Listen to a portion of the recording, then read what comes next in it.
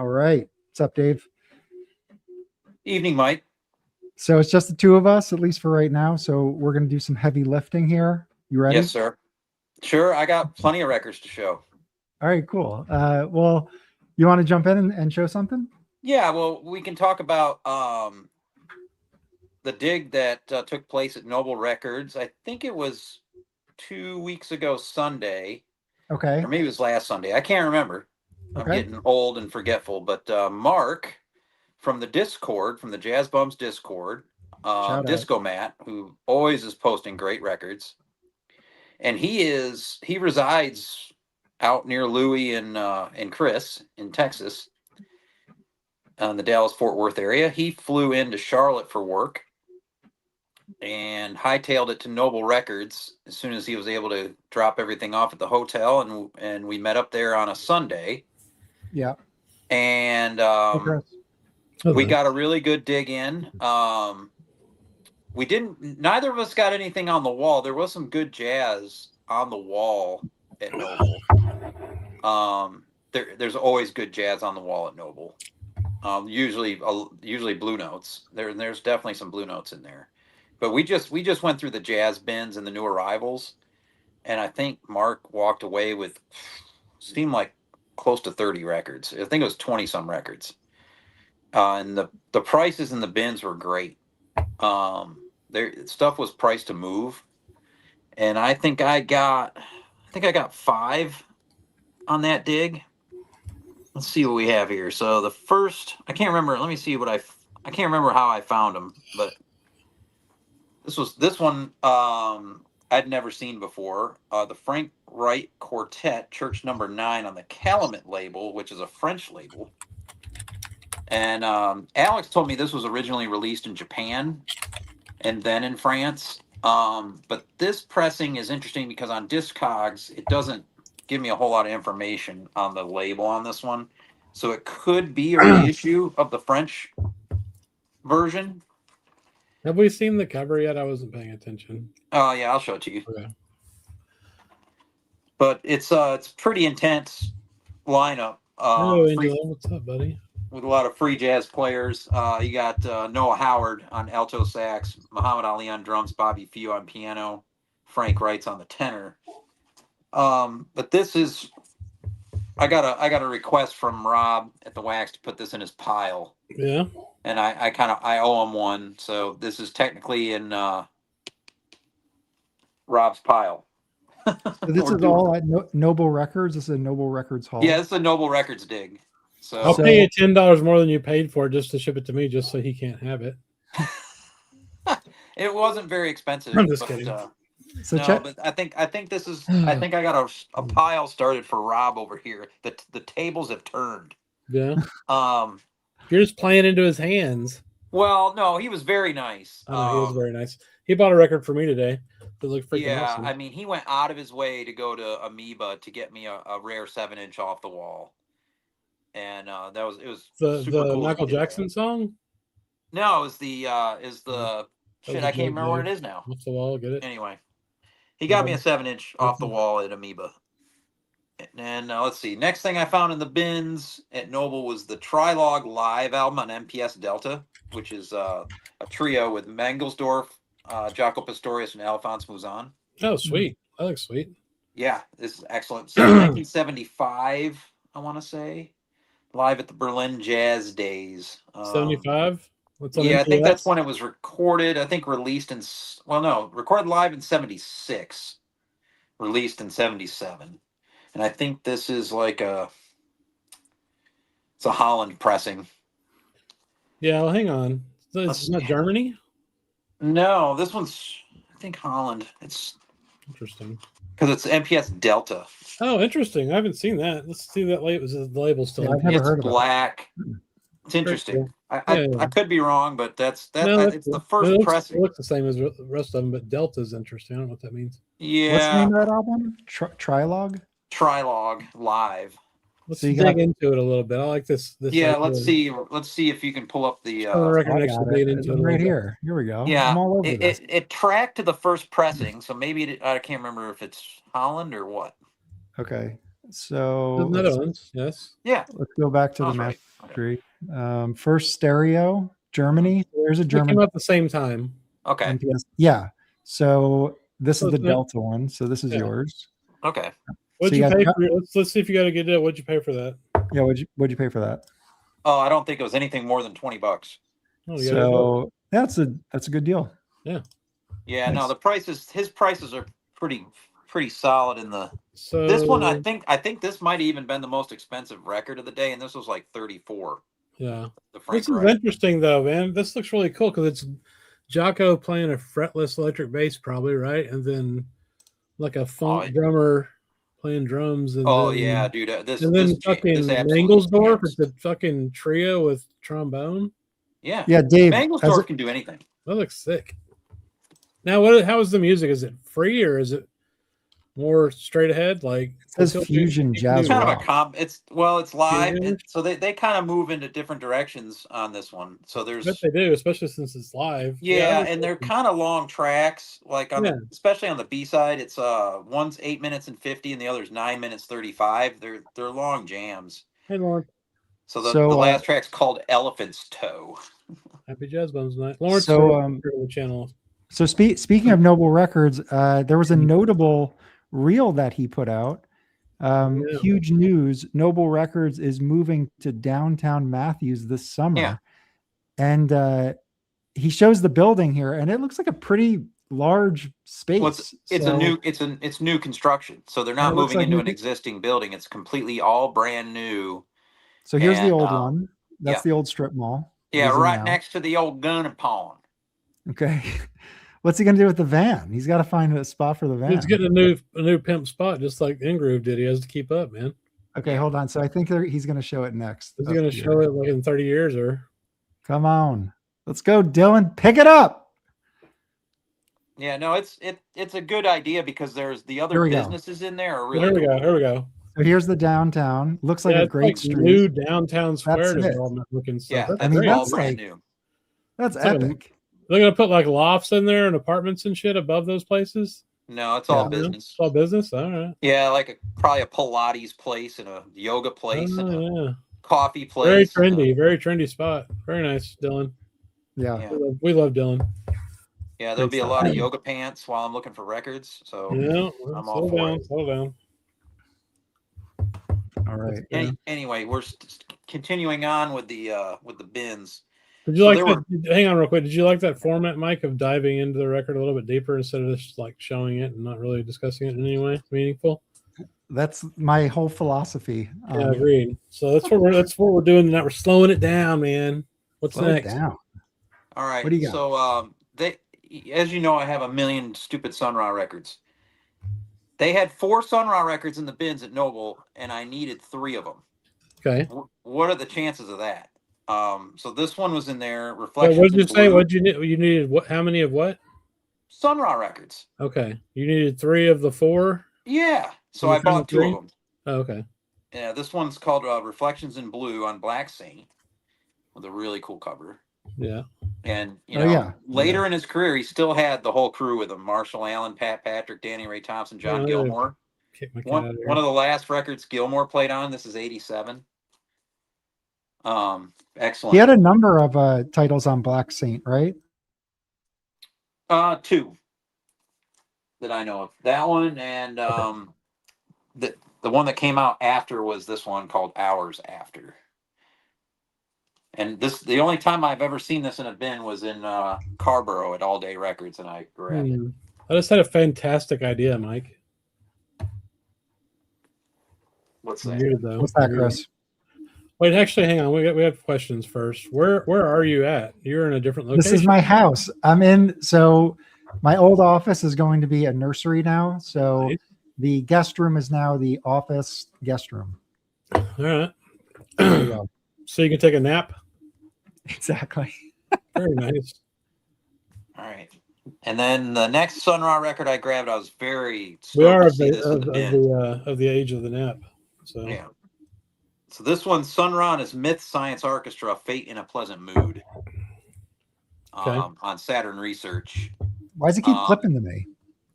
So this is I'm not this is doing not that. I don't know. this is obviously is not an original because originals are $1,500 to $3,000. Okay. If you go to a convention, you know, we're talking about like New York, this will be priced like $2,800. But this was what, $20? I forget what he had on this. What year is that? What year is that? What's I think the title? 2003 they put this series out. I mean the session. When's the session? Oh shit. I don't even know if it'll tell me. 1965. 1965. Okay. Hmm. Yeah, but it's Gilmore, Marshall Allen, Ronnie Boykins on bass, Phil Caron on trumpet, Sun Ra's on piano on this one, Eddie Skinner drums, George Hudson trumpet as well. What's up, All right, buddy? let's take a look at an OG. So Fate in a Pleasant Mood on Saturn. Saturn Research. There are none available. Correct. Last time it sold was 2022. And look at that. That is like the trajectory of the value of Sun Ra L Saturns right there. That's also the trajectory of the insanity of COVID.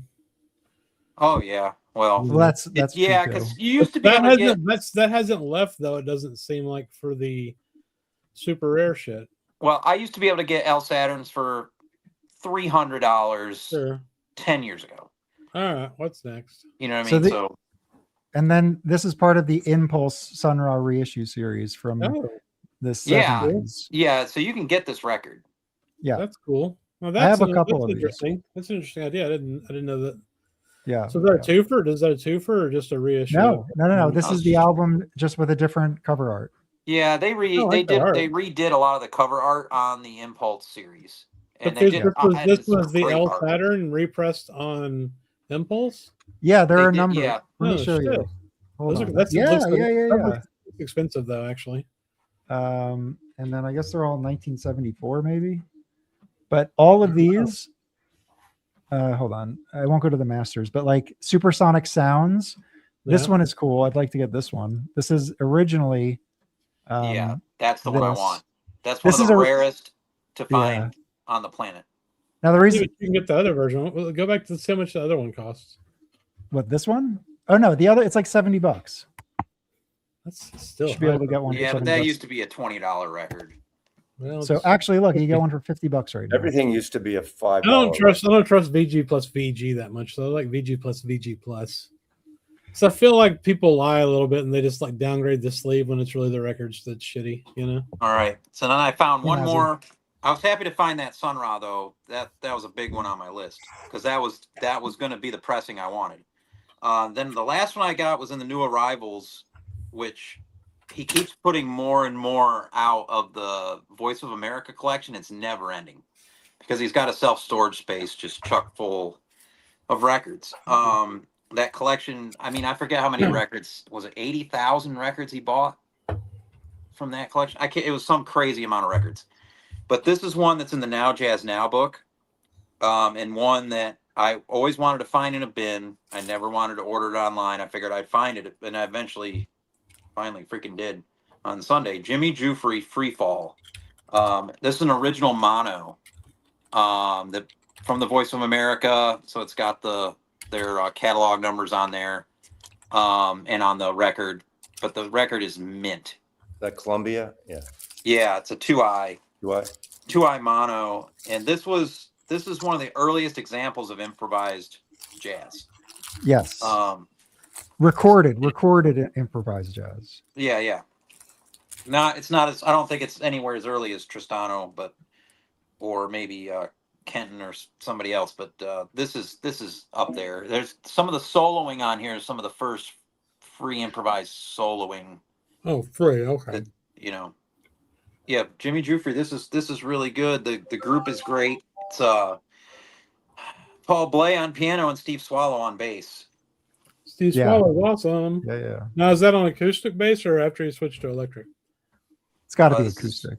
Yeah, acoustic bass. Does it? So Teo Marcero produced it. Teo Marcero. We need to talk about that guy sometime. Who did all the Miles Davis stuff? He did a lot more than just produce. He played. He had his own records and shit too. That guy could do a lot of things. But this one, I was extremely stoked to find this, in the new arrivals bin at Noble. So that's the jazz I found, and then I'll just quickly show the last records I got here. And these Mazzy will like this one. Non-jazz. I'll go through them quick. Kim Gordon, Yeah. Play Me. This is phenomenal. The song Not Today. The video Kim for that Gordon. is phenomenal.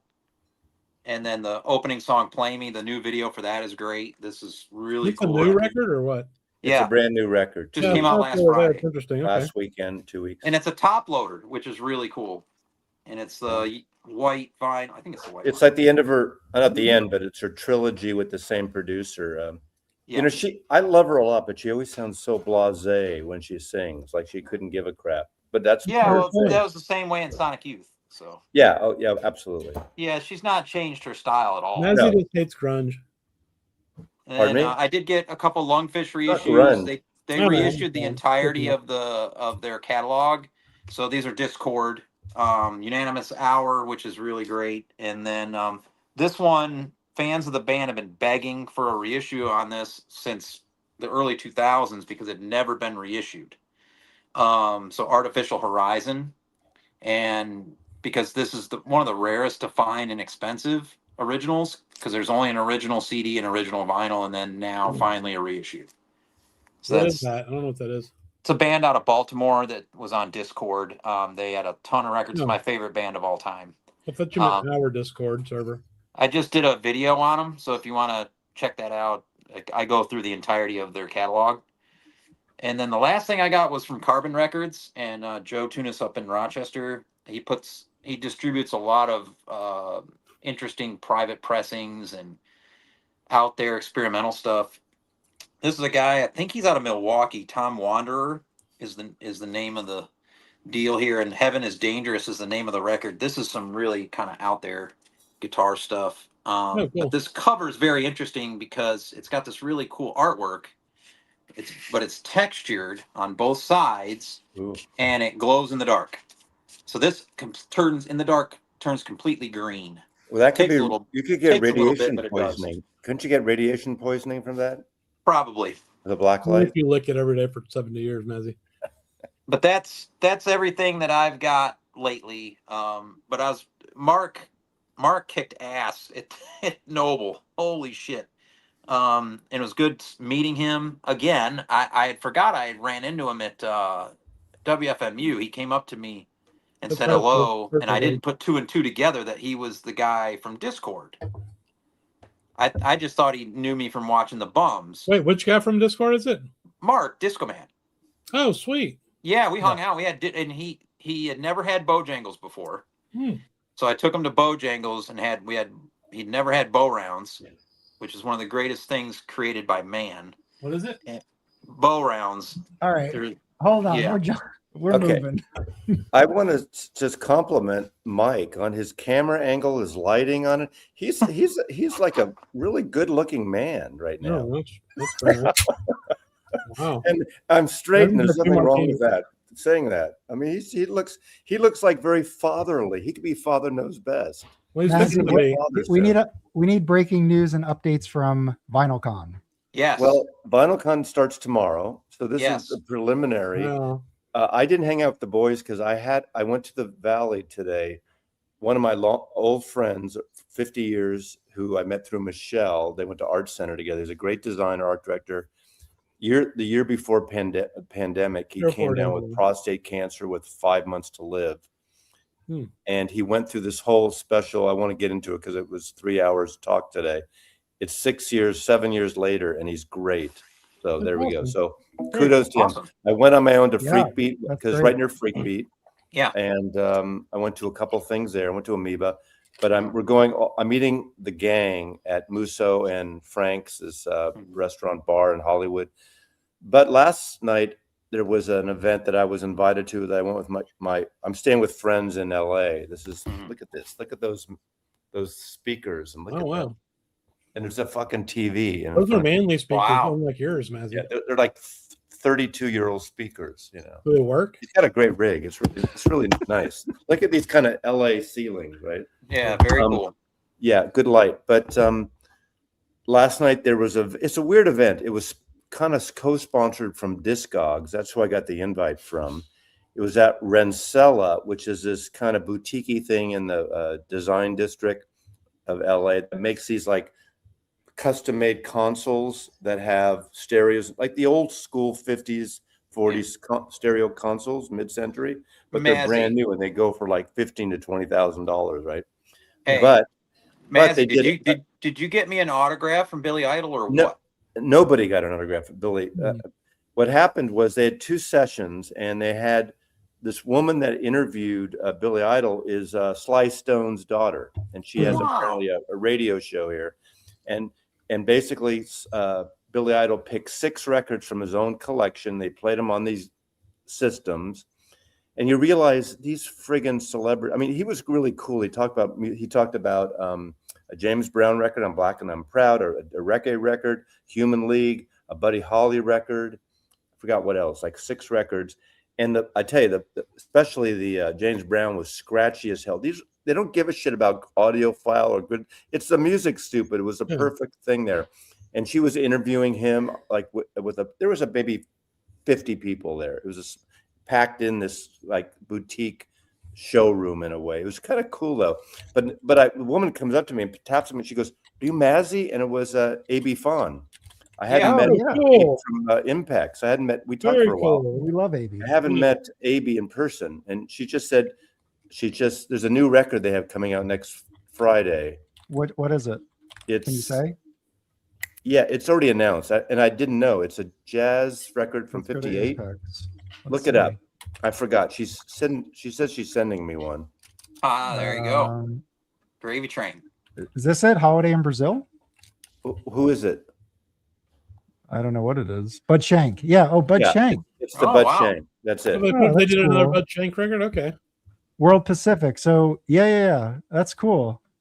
I've never seen this one. I didn't see the other. I was unfamiliar with this Barefoot Adventure one, and it's a pretty cool record. So anyway, I had never met her in person. We exchanged type of thing. So it was nice. That's the best part of it. So anyway, we're going out to dinner tonight. Tomorrow is Vinyl Con. We're meeting at 10 for that tomorrow and Sunday. And then Alex, we're going to Permanent Records after Vinyl Con on Saturday. A bunch of us. So, and apparently the famous Jason Rojas is in town. So I'll be able to meet my arch nemesis. Oh, there you go. Mazzy, I'm kidding. I'm kidding. Are there records? It'll be fine, man. I'm fine. He was cool at WFMU. Mazzy, where's the record collection? Where's the record collection in that house? Well, I got a better idea. No, I have an idea. You don't have to move far, Mazzy. Why are we whispering? The record collection. Let's see what jazz records he has. See if he has a jazz section. Well, first of all, okay, this is my guest room. Okay, this is where I'm staying. So we got this this is the guest room with. Of course, that's because the Beatles are there, right? Yeah. But then there you go. Can I go in your office? Okay. Nice. I see some Impulse. And he's got a second system here. Oh, nice.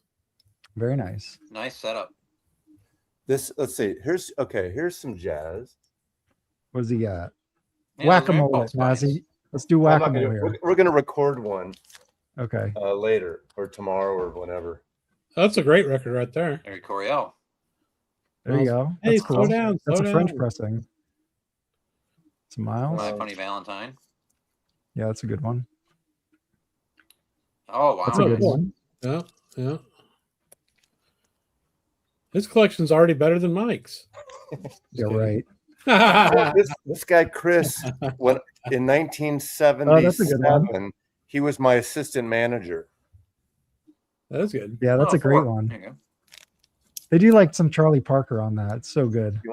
Is that on Pacific? Oh. No, that's a contemporary. Contemporary? Okay. Oh, that's the Japanese Jazz at the Philharmonic box set. Nice. Is it? No, it's not. That's something else. Careful, Mazzy. I think so. I'm pretty sure. Mazzy, take that Jazz at the Philharmonic box set out. Is it Japanese? Yeah, we have specific questions. Watch me break one of his records. Don't break one of his records. Chris. Do you have insurance? Is your records insured? This is a mono Japan? Yeah. That's right, Josh. Yeah, but it's not. Is it? It's not. No, it's a Japanese reissue. Oh, okay, sure. I've almost bought that before. That's a really good box. I would buy that. Yeah, I've got the one from Japan. It's a great way to get the early, like the first concerts. He's got a lot of jazz stuff. Yeah, he does. I mean, I guess. Hold on a second. He had Wayne Shorter, the soothsayer down This there. I spotted. 1, 2, 3, 4, 5 down is jazz. Plus, there's there's a bunch of records on the floor. Oh, he's got JMI. Oh, those are JMI. Hey, records. Mazzy. He's got the free ones they he send. watches our videos. Hey, Maz, you see that Velvet Underground there? Tell him to watch our videos and come up on. I brought him that. I gave him that. Dude, That's the Velvet Underground. Interesting thing about Billy Idol, I think he was the last to play at Max's Kansas City. Really? Yeah, I think it was the last show was Billy Idol. I like watching Mazzy break into people's houses and one of the last. So shows. who is your friend Mazzy? Does he do any social media? No. His name is Chris. He was my assistant manager in 1977. I went to their wedding in 79. That's another story, another day. We kind of lost contact, and then about 15 years ago, when I was coming down for work, he reached out to me. And in LA, I used to come down 4 times a year, and I had dinner with them. And then last year, they were driving up to Canada. And I had them stay. I have a guest room, so they stayed with me for a few nights. Oh, cool. We hung out, and they said, "Keep coming. Anytime you come to LA now, stay with me." So he's fortunate enough to get out of the record business in the early '80s and got into lasers when lasers was a new thing. So it worked out for him, So, but he moved to LA. Like I think they bought this house. I got into lasers. Lasers. I like lasers. Look at the nice. Lasers are the future. Like for survey equipment, lasers. I don't know what kind of. I don't know. Was he building lasers? What did you do? What kind of lasers? Was it LiDAR? What kind of lasers did you Ask him if it's LiDAR. Do you want? Can you say hi to these? No, we don't need to get into the laser conversation. Chris was in a couple. This is Chris. This is Jazz Bums. Chris was in a couple of my live streams recently. Oh, awesome! We love your jazz collection. Yeah, we do. Yeah. Anyway, so I worked for a company. We made pretty much every kind of laser you can think of: ion lasers, solid state lasers, CO2 lasers. I was dealing primarily with the research market and the aerospace defense industry. So it was a lot of fiber optic and diode laser stuff. No lasers for CD players? No, those were that was commodities. So Sony made those. They were, a penny a piece. Ours were a lot more. Okay. You're like audiophile lasers. Yeah, no. Okay. No. Ours were the ones that you used to annoy the helicopter pilot that's flying over. Anyone watching, if you have any questions about lasers, let us know. We have what kind of turntable was this? What was that movie where what's her name had to crawl into the lasers? 35, 40 years old. Soda Star Sapphire, 35 to 40 years old. Has he ever seen Real Genius? Speaking of lasers. Pardon me? Catherine Zeta-Jones. Chris, do you know the movie? Do you know the movie Real Genius? There was a big laser in that movie. That's the one with what's his name? Val Kilmer's in it. Val Kilmer, yeah, right. I think it was Catherine Zeta. Yeah, no, that was before that. Anyway, no, and she was crawling under the lasers and something. There's the movie Real Genius. We're gonna do a whack-a-mole here probably Sunday or something. So. That's awesome. Yeah. Have you seen this movie, Mike? Thank you. I think I may have a long time ago. I can't remember. Okay. Well, that was nice. Chris, you have a beautiful home and a great jazz record collection. Yeah, very cool. Yeah, it's great. It is great, right? So this is LA too. See, this is class. This is all classical. Classical and then classical and soundtrack. These are all classical except for the fabs. Oh. Okay. I've never seen a blue box fade this much. It's like it's brown. Way to shit talk his blue box there, man. Wow. Wow. Okay. All right. Welcome to LA. We're going out. We're going to meet. I'm meeting Rob and PB Thal and Kimbo and Jim, Record Collector News, for dinner. So now Alex will be out at the show tomorrow. Good. Diamond Marimba. Yeah, he's on a mission from God for me. Oh, good. I met Alex twice now, so I hope I see him tomorrow. Yeah, he's got a mission. Here he is. He's in the comments right there. Yeah. Cool. All right. See you guys. Thanks Yeah, for later, indulging. Mazzy. Remember, Hey, enjoy VinylCon. I got one word for you: lasers. Nice. Remember plastics? What was it? Shit. I have another movie. I already with have a lasers. channel. You're watching it, Genius? No, I think he meant his assistant. I know what he meant. I know what he meant. All right. It's funny he calls him an assistant, but dude's like a rich laser scientist. Not the assistant manager anymore, Mazzy. What's the movie with Jack Black and the lasers in it? I don't know. Have you seen Real Genius, Dave? No. The movie? No, and if I did, it was What the fuck, long dude? time ago. This is something you have to correct as a human being of your age. I'm totally going to watch this weekend, by the Yeah, way. that's great. Real Genius It is looks amazing. awesome. Yeah, it's about a boy wonder that goes to college, and the professor like is building an evil laser for the government, and they have to fuck with him. And then Val Kilmer's in it; and he's a genius too. Yeah, Uncle Rico's in it. You remember Uncle Rico from Yeah. Napoleon Dynamite? He could throw a football over a mountain. Yeah, well, his original big role was in this movie. He plays like a genius that lives underneath the college. He's like a burnout. Okay, Like, yeah, he lives I've underneath not the seen Zorn. this. That's fucking great. Okay. That's you need to watch it so we can talk about it next week.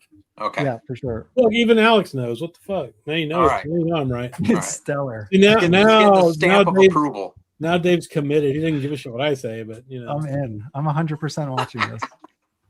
All right, you want to see a record? Well, Val Kilmer's no longer with us, right? No, he passed. No, best.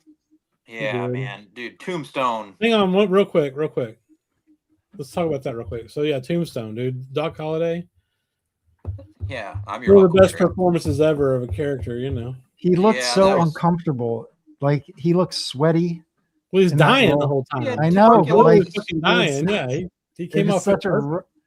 rough role. It Oh was yeah. a brilliant role. Oh, it was so Yeah. great. That's Oh, one of the dude. greatest movies, man. Like we got You know got what I- quotes coming through. Yeah, I aced this. Yeah, exactly. I aced this. Oh my god, there's another character named Kent that's in that movie, and he's like the weaselly, nerdy professor toady guy that like does all the evil professor's bidding and shit. 'Cause there's one guy in the movie just told jackass. So You yeah, talking about a real genius? yeah. Real genius. See, I don't like this shit. You don't see, think. I still have an old Yeah. school video rental store here in Charlotte, so called Vizart, and you can find Yeah. anything in there, and they have a whole wall of just Criterion collection. I mean, the place is incredible. There's not many left in the country. Which one like- of you are, like- are like this sending like low level Morse code through the stream? What's that? That's probably me. Oh, that's Caroline, isn't it? No, that's the treadmill. It's treadmill. Okay, yeah. I forget it then. Now I understand. There's a treadmill inches It's away not too from me bad. right now. Yeah, that's fair. This is also so this is the office gym guest room. Why don't you get rid of the bed? You'll have more room for activities. No, I think More it'll room be for useful. records. Maybe. Huh? What do you think of that? What? Is she behind me? Oh yeah, there's Ruby, my dog. Oh, that's Oh. true. There's a place for the dogs to sleep, so there's that. Yeah. So you want to see a record? Yeah. Do you have record? Do you have your turntable in there? No, I don't have anything musical in here. You really should figure out how to make that happen. Caroline, Put a 78 setup in there. Maybe. 78 set up, yeah. So I pulled this out. No. Larry Young's Into Something. You should really remove the shrink from that. What's that? So you should remove the shrink from that. Oh no, I like the shrink. Shrink's You like good. the shrink? That's fair. Yeah. All right. This is a good record. Yeah. Yeah, it's great. What copy do you have there, Dave? Probably a 75th. Okay. The other Yeah, one's not so- digital. So The it 80s. has Sam Rivers, Larry Young, Grant Green, Elvin Jones. And it's just fantastic. It's just a great record. I don't know, just really enjoying it. So what do you think about this, Chris? I love that one. It's kind of different. It's kind of working around the edges of being different. 'Cause it's Well, Sam. it has Grant Green who I think plays like a bluesy jazz style often. Sam Rivers, who I think is a more out player. Yeah. Elvin Jones, who is just the beast of a drummer. Yeah. And then Larry Young, who's like stylistically on this, at least, he sounds like a monk style on an organ. Yeah, exactly. So you got like these kind of more like edgy players like Sam Rivers, Larry Young, but then you have Grant Green, and then you have Elvin Jones, just like solid drummer, in the back. I mean, best. Is that a tone? drummer. Is that a tone poet or a classic or? No, it's a 80 series. 80. So this is basically the precursor to the classic. So.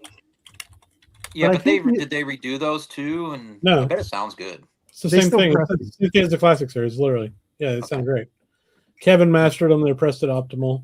Nice. As long as you get a copy that's not fucked up, So if it's, that'll sound fantastic. good. Yeah. That is definitely in my wheelhouse in terms of style. It's so good. Yeah, I like that record a whole lot.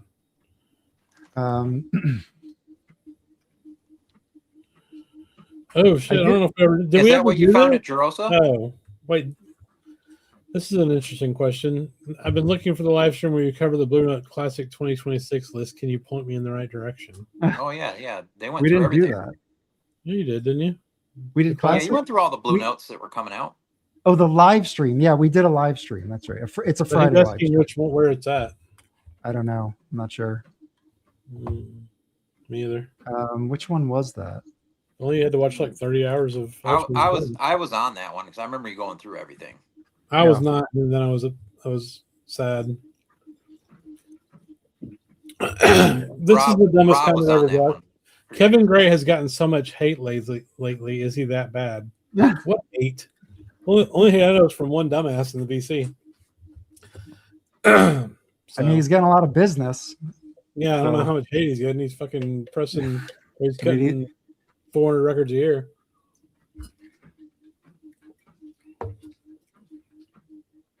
Yeah, that guy's got. How dare you, Easy Now, search crappy content? How dare you? It's hurtful.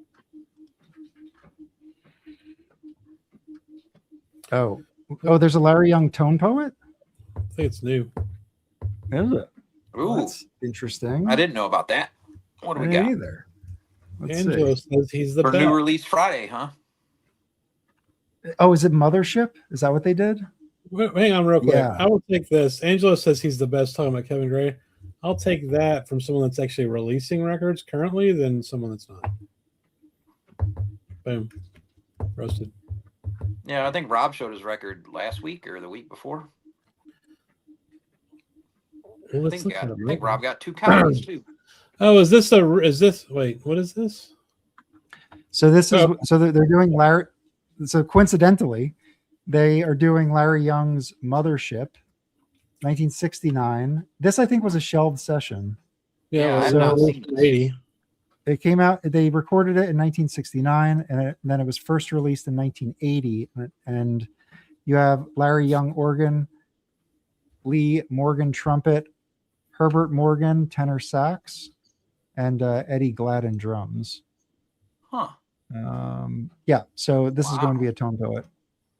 What does the tone poet look like? Oh, this was what this cover was did one they of the use? with those terrible covers. Oh, they used one of these. Okay, so they used that cover. I don't know that cover. Okay. Yeah, it looks good. No, that looks good. The it's one of those. Yeah, there is a there is an LT. You're right.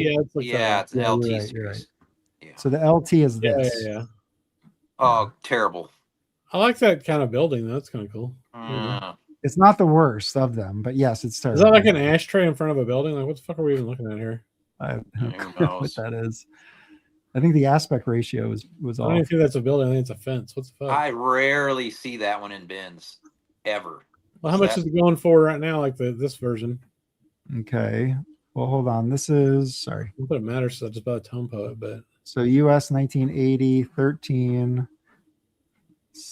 United States, you can get a near mint for 45. Now the problem is Scorpio reissued this with this cover, and I feel like you got to make sure you're getting the first pressing, or you just buy the tone poet. Like right. So here, 2009. It's not like Rudy cut the one in 1980 or something. This one comes up all the time. Or did he cut it? I don't know. Maybe he did. Does it say who the master engineer is? Let's see. I don't think he was doing shit about No, but it's Scorpio and Rainbow Press. Oh, Scorpio. So, wait, what year is this one? Is this just no year? 2009. Okay, yeah. That's a good point. I've seen 4 or 5 of those. Actually, bring up the back cover on that.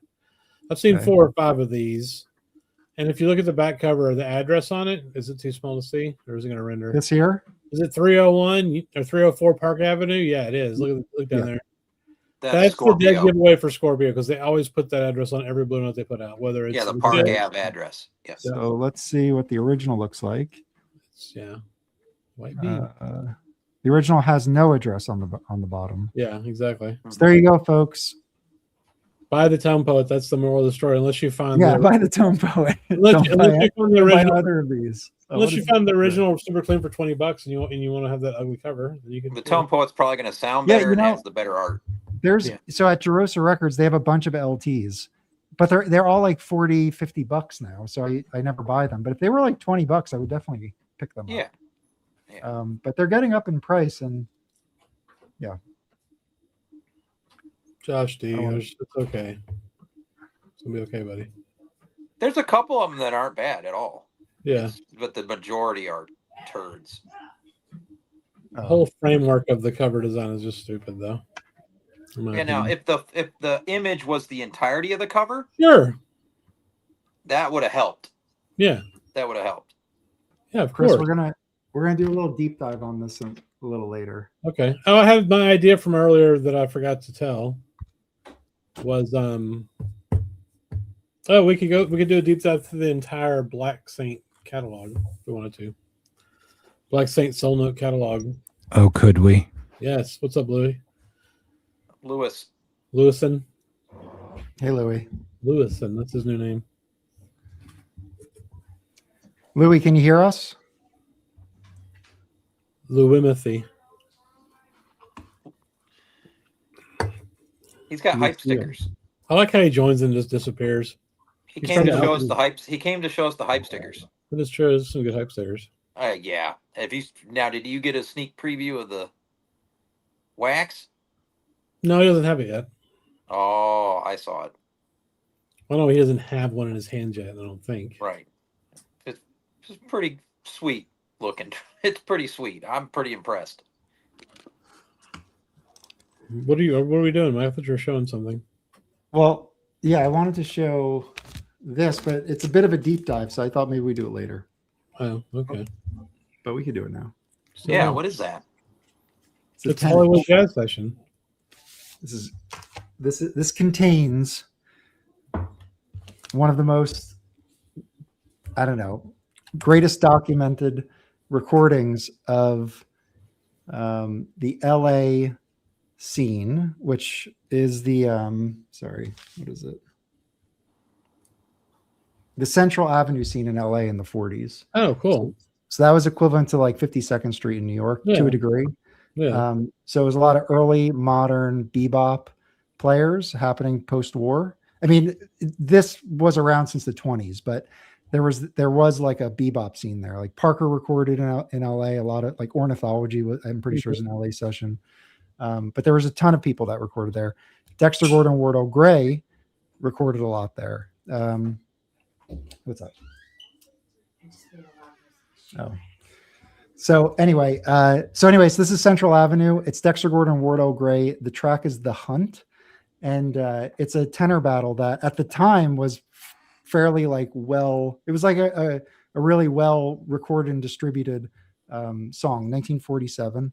And it's just early Dex playing like in a modern bebop style. Wardell Gray's there. I don't have the whole band here. I think Hampton Hawes plays piano. But anyway, and Kenny Dorm's there too, I think. Oh, wow. No. Sonny Chris is there. Sonny Chris. Oh, okay. So it's Peter Chris. It came across my radar because I've heard of like these tenor battles from back then with Dexter, and I was researching it, and there's a quote in On the Road where they reference this tenor battle on a 78 shellac disc on it's Bop Records. So I started going down a rabbit hole about what this recording was, and Savoy purchased the recording from Bop Records and put it out as a 10-inch here along with another track. So this is that, track that's referenced in On the Road, and it's just a cool document. I mean, I really love it. The early Dexter Gordon stuff I dig. So yeah. So it's originally on a Bop 78. Yeah, it's on a Bop 78 across 4 78s. So it would there's come in a parts book. 1 through 8. Yeah, here I could pull it up here. Wow. Actually, hold on. What is the Imagine finding that. So I printed it out, but those are the Bop 78s. Yeah, so it's parts that's 1, cool. 2 through 8. And every side is a solo of this concert, basically. And the last two are Dexter Gordon and Wardo Gray battling, basically. Okay, that's cool. Yeah, it's at the Elks Auditorium, 4016 South Central Avenue, Los Angeles, July 1947. So Dexter Gordon, Wardo Gray, Howard McGee trumpet, Hampton Hawes piano, Barney Kessel guitar, Red Callender bass, Don Lamond drums. It was produced by Ralph Bass, and his intent, I think, was to record it and sell it, but he created Bop Records, put this out on that. And I think it's like one of the most famous of the era. I mean, I think collectors today may not know about it, but I think back in the day, this was like a really well sought out set of records to get. Now, Mike, Wardell did not have a lot of output, correct? Yeah, well, he died Did he die young? Yeah, 55, maybe 54. Yeah. Something like that. We all do. Maybe earlier. But no, we don't all die young, Louie. The good he's do. He's a player I've been getting into a little bit more too. I have his memorial records with that were put out on Prestige, and the first track on there, I forget the name of it now, but there's a solo on it that was like hugely influential for the time. You're really informing us about it, Mike. Huge talent. Well, I don't. I was gonna pull everything up. That's why I was gonna do it later. Where did you find that record? It popped up online. There's only like 14 people who have it, and there was like right. It wasn't. This was the only one. It came up for sale for like $40. So I picked it up. Nice. How's condition on it? It's VG plus. It's. Oh wow. The record. What year was that released again? 54. 54. I don't know. I made that up. So this was. Yes. I don't know. 54 probably. I mean, it is a 10-inch, but yeah, there's like no marks on this at all. Wow. But this is what Dexter would have done right before he went to prison, basically. Well, no, that's not true. It was way before that. When were the originals recorded? 47. July 47, Central Avenue. Yeah. Now, are you going to seek out those 78s? No, I won't. Oh, you I have should. it here. Well, the thing is, like, I have the whole set. It's the entire side. Where like those 78s, you have to flip every 3 minutes or so. Yeah, that's true. Yeah, but the artifact, Yeah, no, I would love to get like that and some Parker. I haven't heard the song you're talking about, but when it comes to Rob bass, I think that "It Takes Two" is my favorite of his. What? Oh yeah, he did do it later. Yeah, he did. But yeah, he sold those to Savoy, and then they put them out. They also put them out. You should do a cover of that song, Louie. You should be my manager. I should. Tour manager. Look. Hey, Louie. It's sick. So I have news for you. I cannot wait. Lay it on. Motorhead needs a guitarist. That's true. You should go apply. I don't think I'm the guy for that. Motorhead needs a guitarist. Are they even a band anymore? The two main guys are dead. Well, they need a guitarist, man. Just putting it out there. I mean, that might be more of a job for you. Yeah. I guess. I'm fairly retired, but we did unearth some old whoa, tracks from what's 18 that? years ago. Hey, Mike, can you bring this up? There's a 3D set on Savoy with the complete concert titled Bopland. Oh, right. Okay. Will you show us that? Oh, really? Yeah, that's the precursor to Bop World. That's true. It was in LA, so it kind of fits. So you get, that's nice to have everything on a We're still waiting for Bop Universe. Okay, look at this. All right. Here we go. So Legendary Elks Club Concert, LA. Is this Elks Club? Did I say it was Elks Club? What's 1947? I think you did. No, it's probably the same thing. Yeah, Elks Auditorium. Clearly, Mike here knows more about it than you do. Yeah. So, so is that the band? Oh, okay. So these are the Bop records here. Right. So those are cool. Is Sonny Chris Peter Chris's dad? Yes. So the hunt here, this is where the battle starts in the concert. So parts we want to look at 5 and the 6. CDs, though. I want to look at CDs. I just wanted to see how much they go for. So like you can get one right now for 38. There's one copy. Near mint. That's pretty sweet. That's crazy. Wow. And that's in the US? Yeah, in the US. There's good. only one entry for this. So and this right here is Gordon battling Gray. Yeah. Part of it, yeah. That's freaking cool. I really like Dexter Gordon. Go back to the CD. Cool. What happens if you lose? So all your street cred is gone. All right, so you can get there's 4 CDs. Four? Like, I mean, there's 4 available. You can get it for $20 in the US. It's not bad right now. Oh, 3 CDs. So let's see if the hunt. So here. Oh, there's look at this. You see how it says the hunt, aka Rocks and Shoals? Yeah. The reason why it says this is because the first time Savoy put it out, they put it out as the hunt, just like the original, on this 10-inch. Then they reissued it again as a 12-inch and changed the name. So if you've ever seen this cover, Jazz Concert West Coast on Savoy, this Rocks and Shoals is the hunt. They renamed it. So if you ever see this and you want that famous concert, you can get it here. And this is pretty cheap. You can get, and this is like an original, like RVG, like hand etched pressing, really nice pressing of it. I have a question. Yeah. Mike, what why do you put the accent over the A in Savoy instead of the O? I don't know. Savoy? Because it's definitely Savoy. That's what he said. Like more than 100 cities in the United States. Like it's Savoy. Savoy? Savoy? I'm just wondering. I don't know which it is. I don't know. Because he's a Yankee, Louie. That's why. Oh, look at him. I made him all. I'm sorry, Mike. I didn't mean it. It's not Savoy. All right. So anyway, this is Bopland. 3 CDs. Why is Mike in a different room? You already explained this.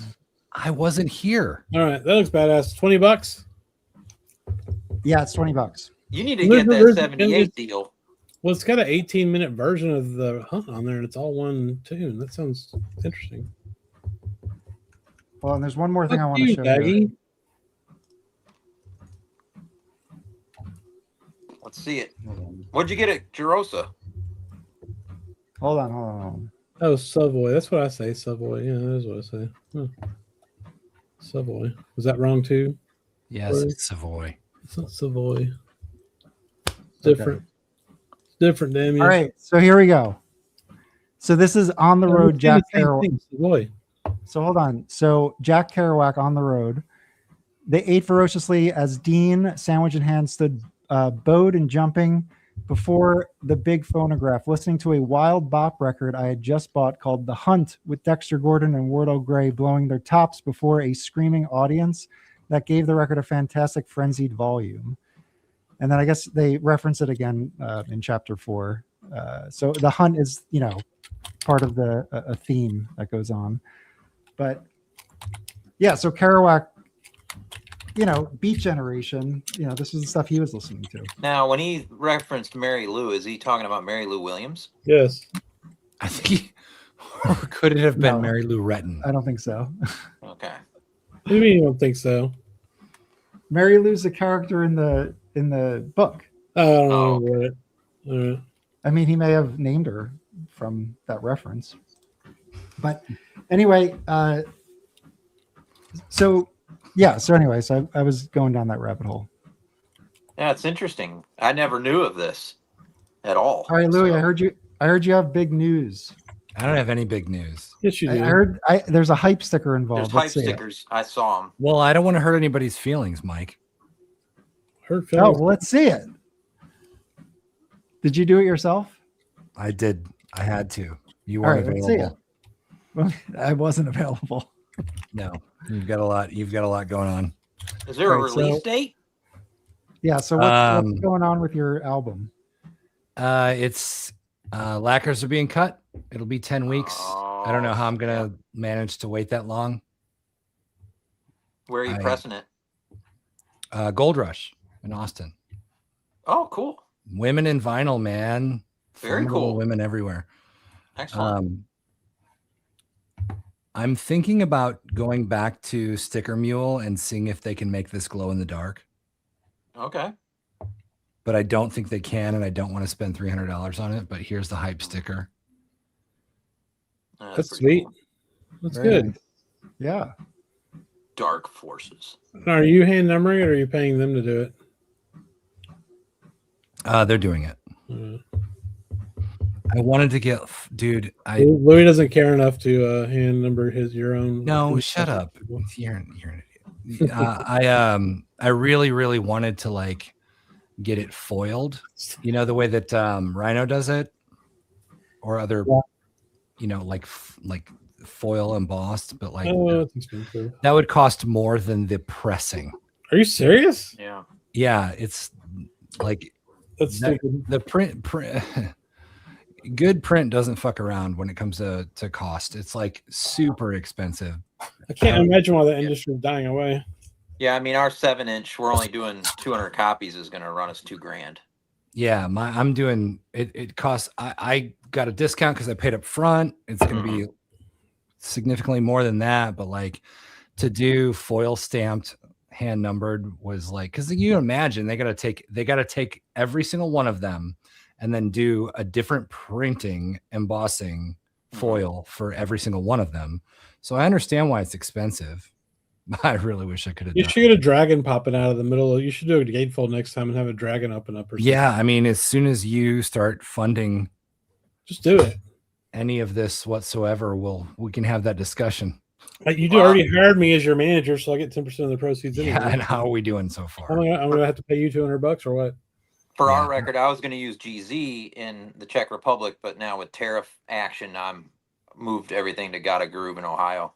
When is that coming out? That's one of the best. Dave, when is that coming out? I don't know anything about it. I want to know everything about it right now. Right now, James Buttery in New Zealand is working on the artwork, and we're really, really close to being finished with that. So that's give me a month. Like, tell me what month it's going to actually be able to be ordered. Hopefully by the end of the year. All right. So it's going to take a while because we haven't finalized the artwork. We're close, really, really close on that. I mean, I think we're down to like one word. Like the drummer and I are going back and forth on getting how we want it. This is the reason why. Yeah. You did change the artwork on top. Yeah. I still got 30 copies of Heart of the World. Yeah, buy a copy. Yeah, but how many did you start with? Yeah, 200. Yeah, so you sold a good bit. If you don't have the record, you should buy Louie's record, so I don't have to look at the whole. And I made the hype sticker for this, so you get a official... That's the reason you should buy it because Mike made the hype sticker for it. I did. Yeah, that's true too. Heck yeah. The Jazz Bones connection. I'm surprised I don't have one up here. Are you in the credits, Mike? No, you don't get. I don't think so. For a hype sticker. Oh hell! Wait, what record are we in the credits for? We're in the credits. We're in the credits for one of the records Craig. that our friend in London put out. What's his name? I forgot. Craig. Yeah, Craig. Yeah, from Analog October. Yeah, from Analog October. He mentioned us in the credits of a record. But Louie, our 7-inch, I went in the studio because we found that the tape was found is an 18-year-old tape, and we got the songs off the tape, got them mixed, The second song was fine as is. You know, we just pretty much just EQ'd it, and then the first song we did an edit on it, you know, a mix on it, and we couldn't decide if we liked it or just wanted to go with the original. So you found the 2-inch tape. Found the cassette. We recorded straight to a cassette, and it's very difficult to do any work to it because it's you know, it's one track, it's not two tracks. Right. It's just it's just guitar and drums. Right on. So we did an edit, and it wasn't the easiest edit to do. I mean, you really had to stretch out the file. I know just what you mean. Yeah. I mean, Scott that did our mixing. How many he had people this are thing stretched out to cut, you know, to get it. Hold on. What's the name of the band? Like, who else is involved besides you? Like, I don't know. Well, did I not send you I didn't send you a link? No. Shit. Well, I'll do that. Married Man Band is just a 2-piece band we had back in 2008. And we found the tape, so we're putting it out. Who's playing what? Is it? I play guitar, and my friend Joe Sloan, who's in the vinyl community, plays drums. It's instrumental? Yeah, it's just instrumental heaviness. What color of vinyl are you going to put out? It'll be black, like vinyl, but it has custom labels. Black vinyl, custom labels, 2 different covers. Oh yeah, how do the labels look? How do the labels look? Buttery's doing a great job. Buttery did the whole layout of all the cover, the artwork was the original artwork that's on the cover was done by Joe. It's of our old neighbor Judy, basically his interpretation of her. And can you go to the mastering session? Is that possible? The mastering session? Yeah, to get it on 7-inch. Oh, as far as like when it gets pressed? Yeah, when they cut the lacquer. The lacquers.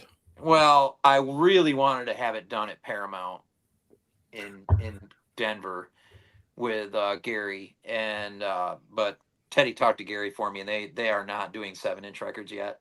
That's fair. So he recommended Gotta Groove, and that was the second high up person in the industry that recommended Gotta Groove. Gotta Groove's got a great. You went with Gotta Groove?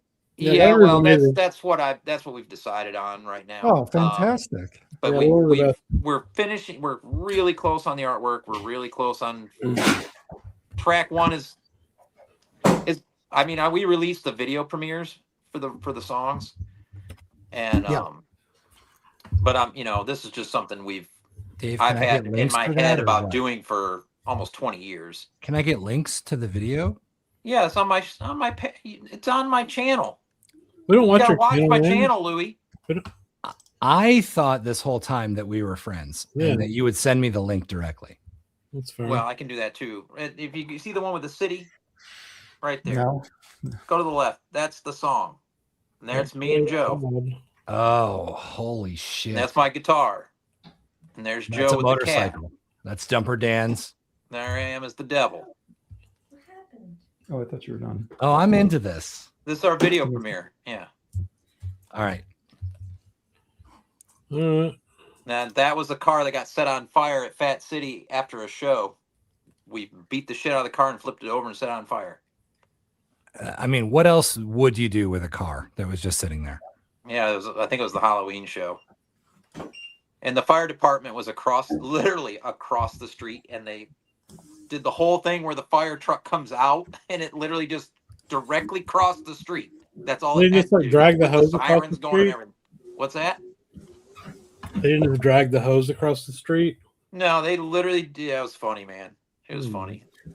World premiere. Yeah, world premiere. Yeah. Hey, Alex dug it. He was the first to comment. I'm sure it's great.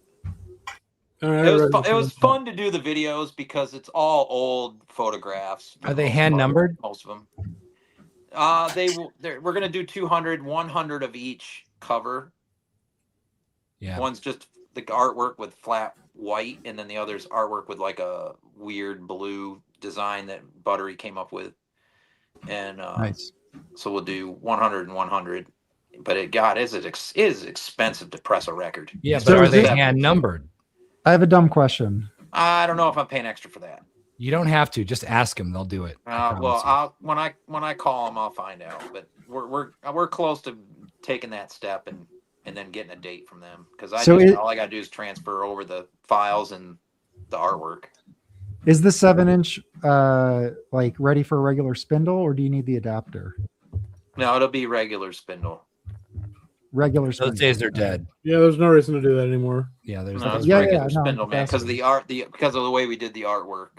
I mean, unless somebody gets butthurt because they have like an old, stacker, like an old 45 stacker they use on their freaking console turntable. It's rough in the streets, man. Yeah. it's hard out there for him. Yeah, it's the RCA. What is the angle of the stylus called? That you have to adjust like from the back to vertical tracking angle. Imagine the VTA of those records when you use them on a stacker and it's like 5 deep. It's like a 545 stacked up. It's just like this, just like barely hanging on, playing it. Well, speaking of tracking angle, we'll be doing a full expose on this release. I'm probably gonna get Michael to fly out here. The man in New Jersey himself might have to come down. Like, it's gonna be a whole thing, man. Yeah. Well, speaking of that, do you have Tell them you got electricity ran directly to your house for your boombox. Will you be will you be giving out promos to people to try to get some? Yeah, I'm not gonna. I don't think I'm even gonna charge for these things. Are you gonna? No, whoa. No, man. This is for the people. This is for the people. Yeah. Oh. Yeah, people in the VC are gonna get the gravy train. No, all right. If that's what you really want, that's fine. But this is more for Joe and I, and like anybody else that wants to share, and it's great. Like, I've had requests. You can put them on Bandcamp for $5, man, and defray some of that cost. There's no, what I mean? Like, it's not. I'll probably prop a few up in Lunchbox Records or Repo or somewhere and see if point of purchase they can, throw them in a bag or something. All right. Well, I want 6. Okay. And if you need hype stickers, I know Mike's not available, but I've gotten quite good. I like the hype sticker. I'll make you one. I dig it. Now, it's funny when you're going through the pricing, it's extra for shrink. And it's extra for shrink. It depends on what pressing plant you're going through. Gotta agree. If you can look at their pricing on Google. It's extra for shrink. You don't need shrink. It's a 45 dual. I know exactly. I'm not paying the extra for shrink. Yeah, no shrink. I had a record like $100. So I got this last week. The reissue. Nice. Yeah. Yeah, I think Rob showed that. Oh, twice that's already. A sweet record right there. I don't give a fuck. Look, I have an opinion that might not be popular about this record, but anyways, this one just came out from Jazz Dispensary, pressed at Fidelity, which I thought was cool. This is the first time I've seen one of these Fidelity sleeves. Their new plant. Sounded really good. Who's on this? So it's Joe Henderson, sax, obviously, Don Friedman or Kenny Barron, Ron Carter, Jack DeJohnette, or Lewis Hayes. So it's 2 sessions. Re-recorded May 1968 and September 1967. Tetragon. Is each side one of the sessions? I don't know. No, it looks like it's mixed. Mixed? Okay. Yeah. That's interesting. Yeah, it is mixed. That's interesting. I don't know. I listened to this twice and I thought it was just okay for me. Honestly. I got a question about sax players. Hang on. I'm talking about this twice and thought it was okay. Yeah, it's okay. I mean, I don't know. I'm not saying it's bad. It's not my favorite milestone from Joe Henderson. How about that? Okay, that's fine. I was hoping to be a little bit more wowed, and I was not as much. So I thought the style on it was I don't know. I thought it was like really like hardcore edge playing, like Jack DeJohnette. Yeah, I totally thought that. That's fine. I don't know. I didn't grab it. Powerful, like compositions. Like, yeah, I really loved it. I think what everyone's saying is the fact that you didn't like it as much means that your taste isn't as good. No, they're wrong. It's okay. No, not at all. But I got a question. Mark Glassman agreed with me, so there's that. Hey, I have a question about sax players. I think Mark Glassman's opinion mess up your listening experience. Did you hear that opinion before you listened to it? I did hear that opinion before I listened to it. That'll do it. I think there it is. No, but I was very yourself. excited. I don't know. It's just the other ones I like better. Like the one in Japan, I like a lot better. Yeah. The one on Enja in Barcelona is pretty wild. Yeah, the Barcelona one's great too. I like both of those. Oh, that's a record I've been looking for 8 or 9 years. Just buy it off the internet, bro. You get it for it's not that expensive either. It's just the whole having to import records thing. It does drive me a little nuts. Yeah, I like most. Even though I do it a lot. That one. Oh, yeah. That one's not easily found in the U.S. Fidelity. Yeah, the record sounds great. I'm not saying it's a bad record. It's just not my favorite milestone. That's all. That's what I really came down to. That's fine. Well, power to the people. Power to the people. I wasn't too into, and everybody loved that one. So you should do a poll. Does Tetragon suck? Yes or no? Just kidding. Oh, here we go. We have a poll. We can do a poll. We have a poll.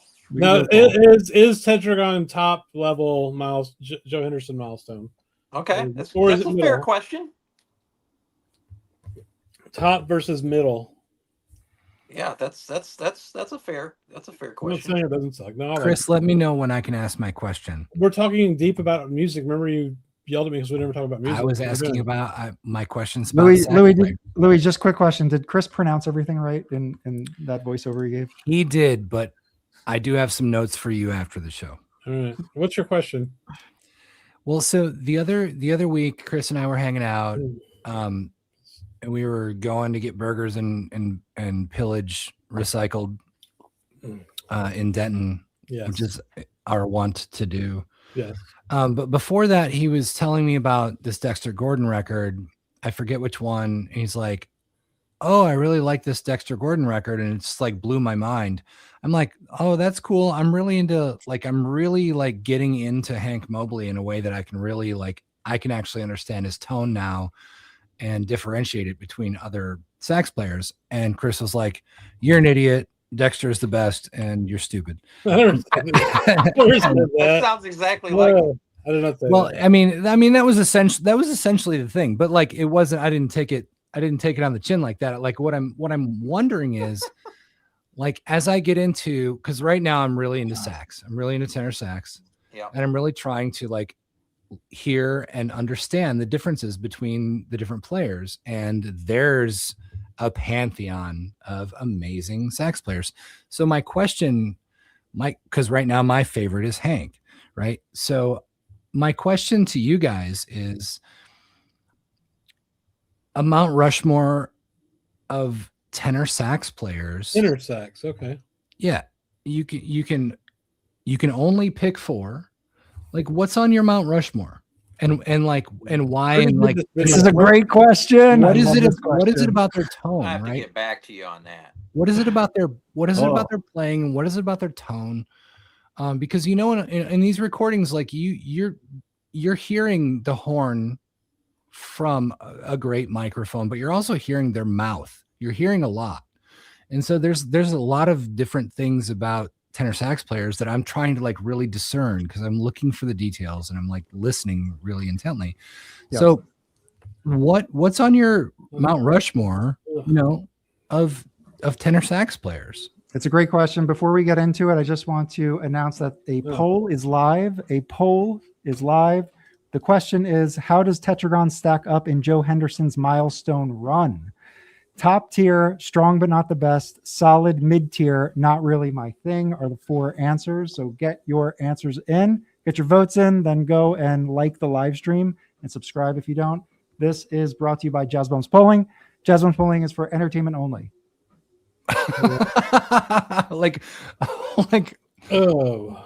As opposed to well, tenor sax. It's required. Okay. It's just the legal stuff. Tenor sax top 4 Mount Rushmore. Top 4. That's a lot. Okay, here we go. All right. Well, I could just say right off the bat, number 1 for me is Coltrane for tenor sax. Okay. It's obvious, but that just is number 1 for reasons of just absolute what I can perceive from my non-artist mind of. He's a master at his instrument. He's completely mastered it. Mm-hmm. So it is incredible to hear him play whatever he wants to play. So that's my number 1. Okay. I love this. Go on. I mean, let me think. Trying to think of who I've been listening to recently on tenor. No, it's got to be who you like love the most, and like it's our show, Lou. We can do what we want. Well, I mean, it's your show. Well, it's your show until Rob shows up. Let's be honest. My God. I'll say I really do like this. Probably, I don't know how I'd rank them, but we spoke about Dexter Gordon, Wardell Gray in the 40s. Like that is some pretty excellent tenor playing. So yeah, you don't have to rank them. They just have to be on the mountain, right? Yeah, on the mountain. You put them all right, well, Chris, somebody else jump in. Well, see, for me, like I love John Chakai, but he's more considered an alto player, but he played tenor on this. You know what I mean? So I don't know. This is a tough question. But you're going to put him on the mountain? No. But well, then what are we doing? Still, I have to. That's like one of my favorite players. Let's play the game by the rules. Come on. He played tenor just as good as anybody. Well, come on. Like you got to do the Mount Rushmore thing, man. Well, let me just go right here and see what I got here. Well, I got a list. John Gilmore is going to be on my Mount Rushmore. Okay, there you go. Coltrane and Dexter Gordon for sure. That's like not even Gilmore question. Dexter. I mean, that's a pretty good list. Yeah, John Gilmore. I'd probably put Sonny up there on the top on the Mount Rushmore. Who else? I mean, Wayne Shorter. Seems like an easy Mount Rushmore if you only have 4. Well, Coltrane's number 1. I mean, is anybody's number 1 not Coltrane? Dexter Gordon's my number 1, probably. That's a good one. I mean, yeah. All right, cool. Well, we've got some. Yeah, I've got some Dexter Gordon records that are in my top records ever. Like that record he did, Something Different is the name of it. That's mind-blowingly good stuff. That's cheating, Scotty. You only allowed 4. Those are good ones. I mean, Henderson. If you get 5, I'll throw Henderson in probably. Yeah, Lester. All right, I got someone. I would definitely put in my top 4 Warren Marsh. I throw him in. Warren Marsh. Really? Lester's a good one. Yeah, throw him in. But you'll throw him in now. A month from now, you won't throw him in. Once you moved on from all jazz roads lead back to Lester. That's fair. What about Jackie? He put alto. Jackie's alto. Mainly alto, but like Chakai, these guys could change it up. No, you're only supposed to have 4. Yeah. John Gilmore for me, just because all of what he did with Sun Ra. All right, well let me just refresh everybody's mind. I have a list here of just tenor sax players. These are the classic. This is the classic era. Okay, so you have Warren Marsh. He's Tristano School. L.A. West Coast. You have Harold Land. Right, Harold Land. Booker Irvin. Tina Brooks. Tina. I mean, then if you go back to the swing era, you have like Don Bias, Coleman Hawkins, Ben Webster, those guys. Yeah, True Blue's some of the best playing I ever heard. True Blue is fucking great. That's absolutely. And then the thing is, some people are like multi-instrumentalists. Like, is like David Murray? Is he playing tenor? He plays everything. Right. Lucky Thompson, Jimmy Heath.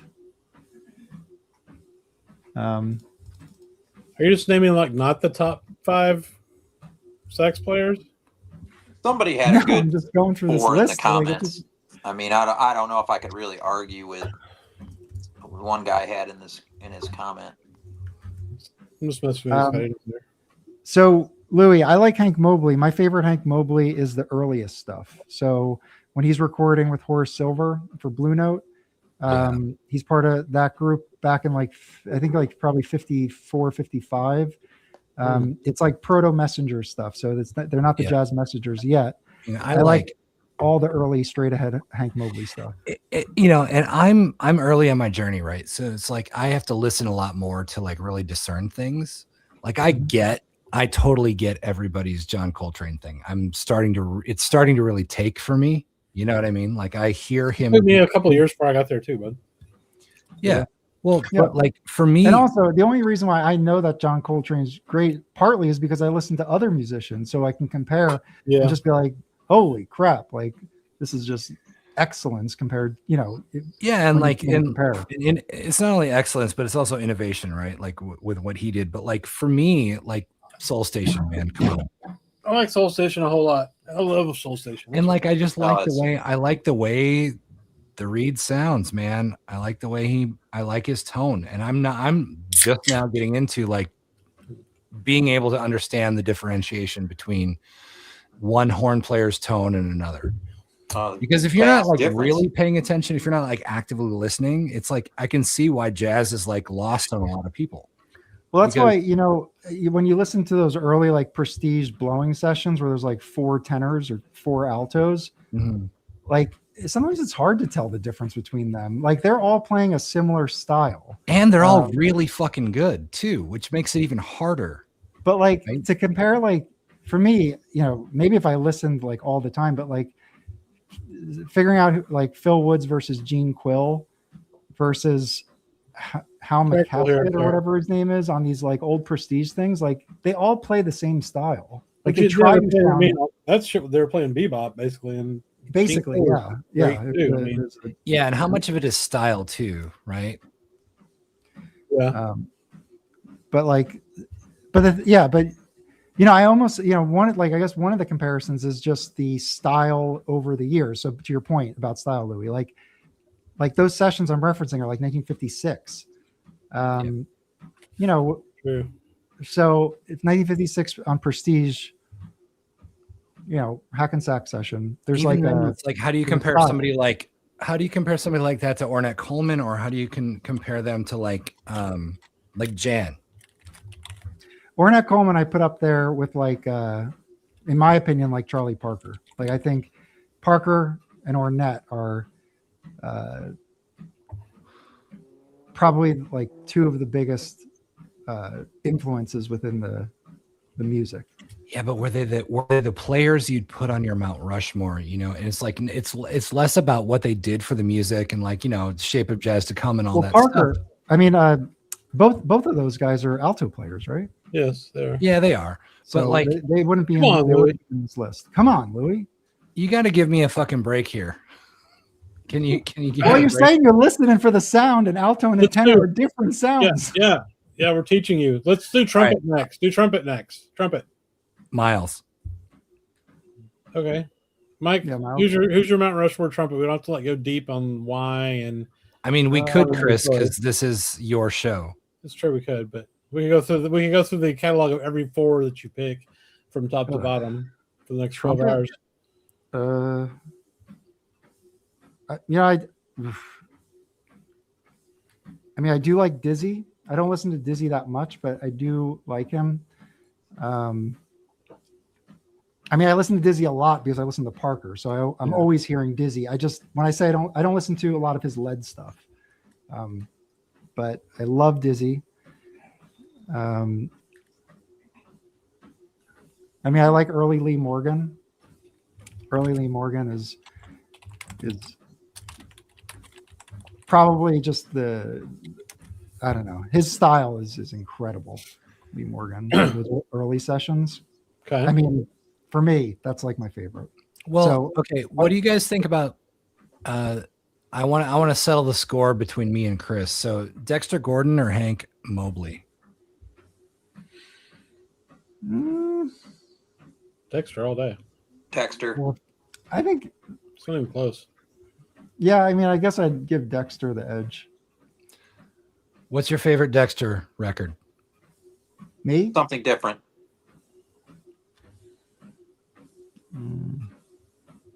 Dexter Blows Hot and Cool. And then I like the one with the phone booth from Blue Note. Mine's probably Homecoming.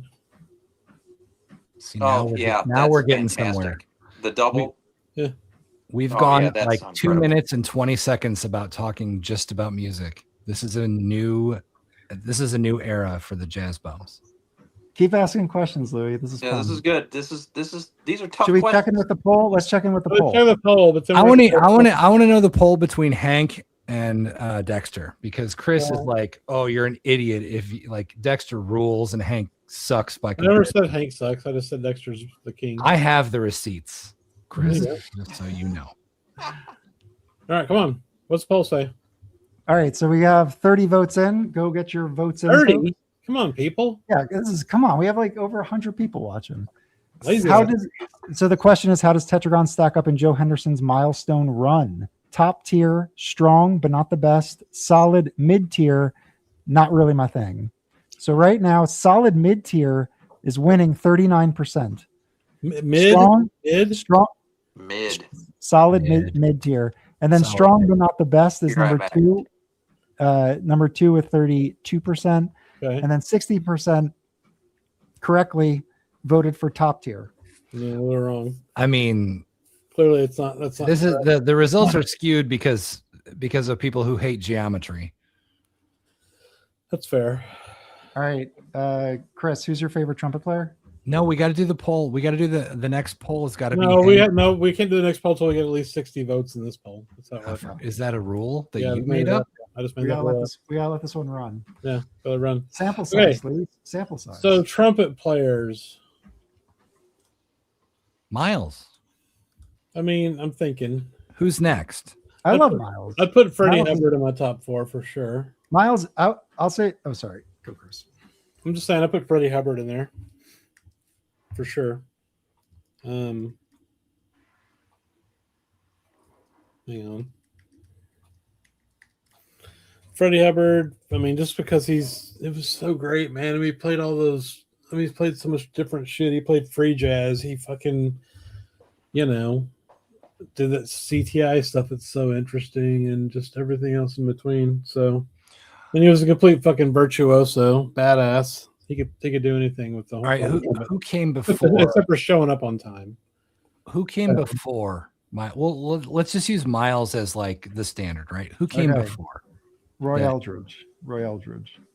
Dizzy. Well, Miles. Yeah, kind of same time. Dizzy, yeah. I was thinking Miles dates back. Well, I mean, Louis Armstrong. Well, Louis Armstrong. That's even further back. Yeah. I would say King Oliver. Yeah, King Oliver. I like King Oliver a lot. Well, just hold on. So for timeline, I just wanted to say like Miles was recording with Parker and Dizzy. But Dizzy, I think, was a part of the group. He was part of Eckstein's band too? Was Dizzy part of Eckstein's band, Chris? Yes.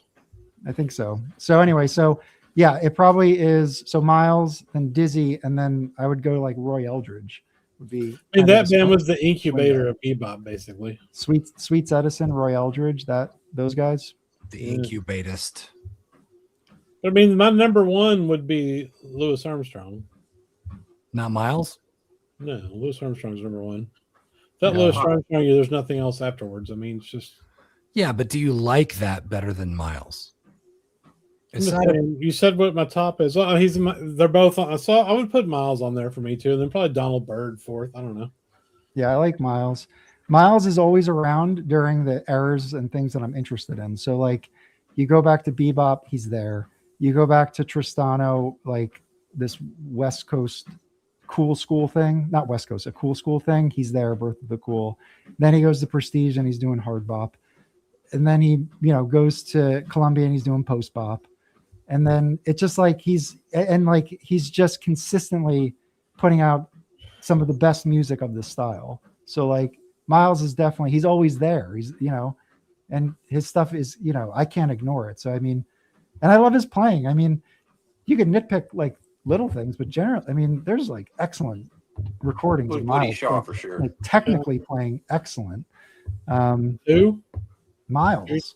Oh yeah. Mm-hmm. Miles is just, I put him on like Working Relaxing, all those 4 albums, he's playing excellent on those. Yeah, those are great records. I mean, Chris told me that my Rhino copy of Tutu is a $10 record.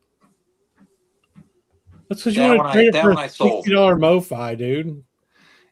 The fuck? You already agreed to sell it to me for 40, you fucking piece of shit. Kinda. Don Cherry, Pocket Trumpet. Yeah. Oh, Clifford Brown. Yeah, thank you for pointing this out. Clifford Brown. Absolutely. Clifford Brown, top. Clifford Brown's on the Mount Rushmore. Yeah. Yeah, he didn't have enough output for me to put him up there. I know. Maybe Max Roach gets a pretty high. Max Roach doesn't play the trumpet, bro. No, I know, but I'm just saying. As far as drums, I thought we were breaking the. No, we're not done yet. I think Witten's great too. Miles and Freddie, huh? Nothing. Yeah, now you have something to say about Witten, sir? Yeah, I would have Miles, and Clifford, and I like Woody Shaw a lot. Somebody said Woody Shaw. I mean, I really love all of his playing. Lately, I've been listening to a lot of Ted Daniel, Right. and a lot of Phil Caron because been finding the Sunrise with him on it. But I don't, those are just a couple other examples of trumpet players. That's not really Mount Rushmore. I mean, Harry James was a badass. Yeah. Harry James was a badass. So Louis Armstrong, Roy Eldridge, Bunny Berrigan, Harry Edison, Fats Navarro. Did you type in the search all the trumpet players that played before Black and White TV existed? Kenny Dorham. Okay, yeah, Kenny Dorham's been mentioned in the Ornette played a little trumpet, by the Blue way. Mitchell. Yeah, you didn't mention Art Farmer or Blue Mitchell either. Oh shit! Art Farmer, 100%. I just got an Art Farmer record in that I love. There's a lot. Right, but who am I going to boot off the Mount Rushmore for Art Farmer? Miles, maybe. Carmel Jones is going to be top 4 for me. Who? No, he's not. That's just a bit. No, but I'll tell you what. I think I'm going to put Thad Jones up there. Thad Jones, Yeah. I'm going to put up there. Yeah, but what did he play on? Like 3 records? Because all you'd ever hear is his tunes. That doesn't matter. That's what Mike likes, man. Jones. It's his Mount Rushmore. It's not yours. Yeah, those Thad Jones records I ever killer. Thad Jones on some of those Blue Notes are some of the best recorded music I've ever heard. There's like a spirit with that group of guys. It's incredible how they play. It's just the best. I mean, I'd go as far as Jones. It's just like oozed, like I don't know. Did Chuck Mangione ever actually play the trumpet, or was it always flugelhorn? Yeah, that record's great. I listened to that last week. It was good. Yeah, I have that too. It's awesome. Yours is probably an OG, Dave. No, well, what is it? I don't know. The mono. Got it. Yeah. That would be a very expensive record. It is not the window cover. Yeah, Dave has a fucking freshman in high school Peyton Manning football card. True. I haven't sold them yet. I'm getting close to having to. So I would definitely put Miles, and I definitely put Thad Jones and Lee Morgan. You put Thad Jones in there for real? In your top 4? Lee Morgan for sure. For what I enjoy to listen to. Okay, that's fine. This is what a discussion sounds like. I just want you guys to all recognize that. Yes, we know. And then Chris hates it. I don't know. I like it. Maybe Charles Tolliver for 4. Donald Byrd. Tolliver, yeah, I like Charles. Yeah, Donald Byrd. There's been some good Tolliver reissues lately. I forgot him again. Clifford Brown. Clifford Brown's up there. Yeah, Clifford Brown, Miles Davis. Those guys definitely. Clifford Brown, Miles Davis. Who else? Thad Jones, Lee Morgan. That's a good 4. Solid. Yeah, but that reflects my taste. Like that's what I'm asking. That's okay. That's totally fine. That's the idea. Yeah, I know that there are a lot of other trumpet players that are great, but yes, of course.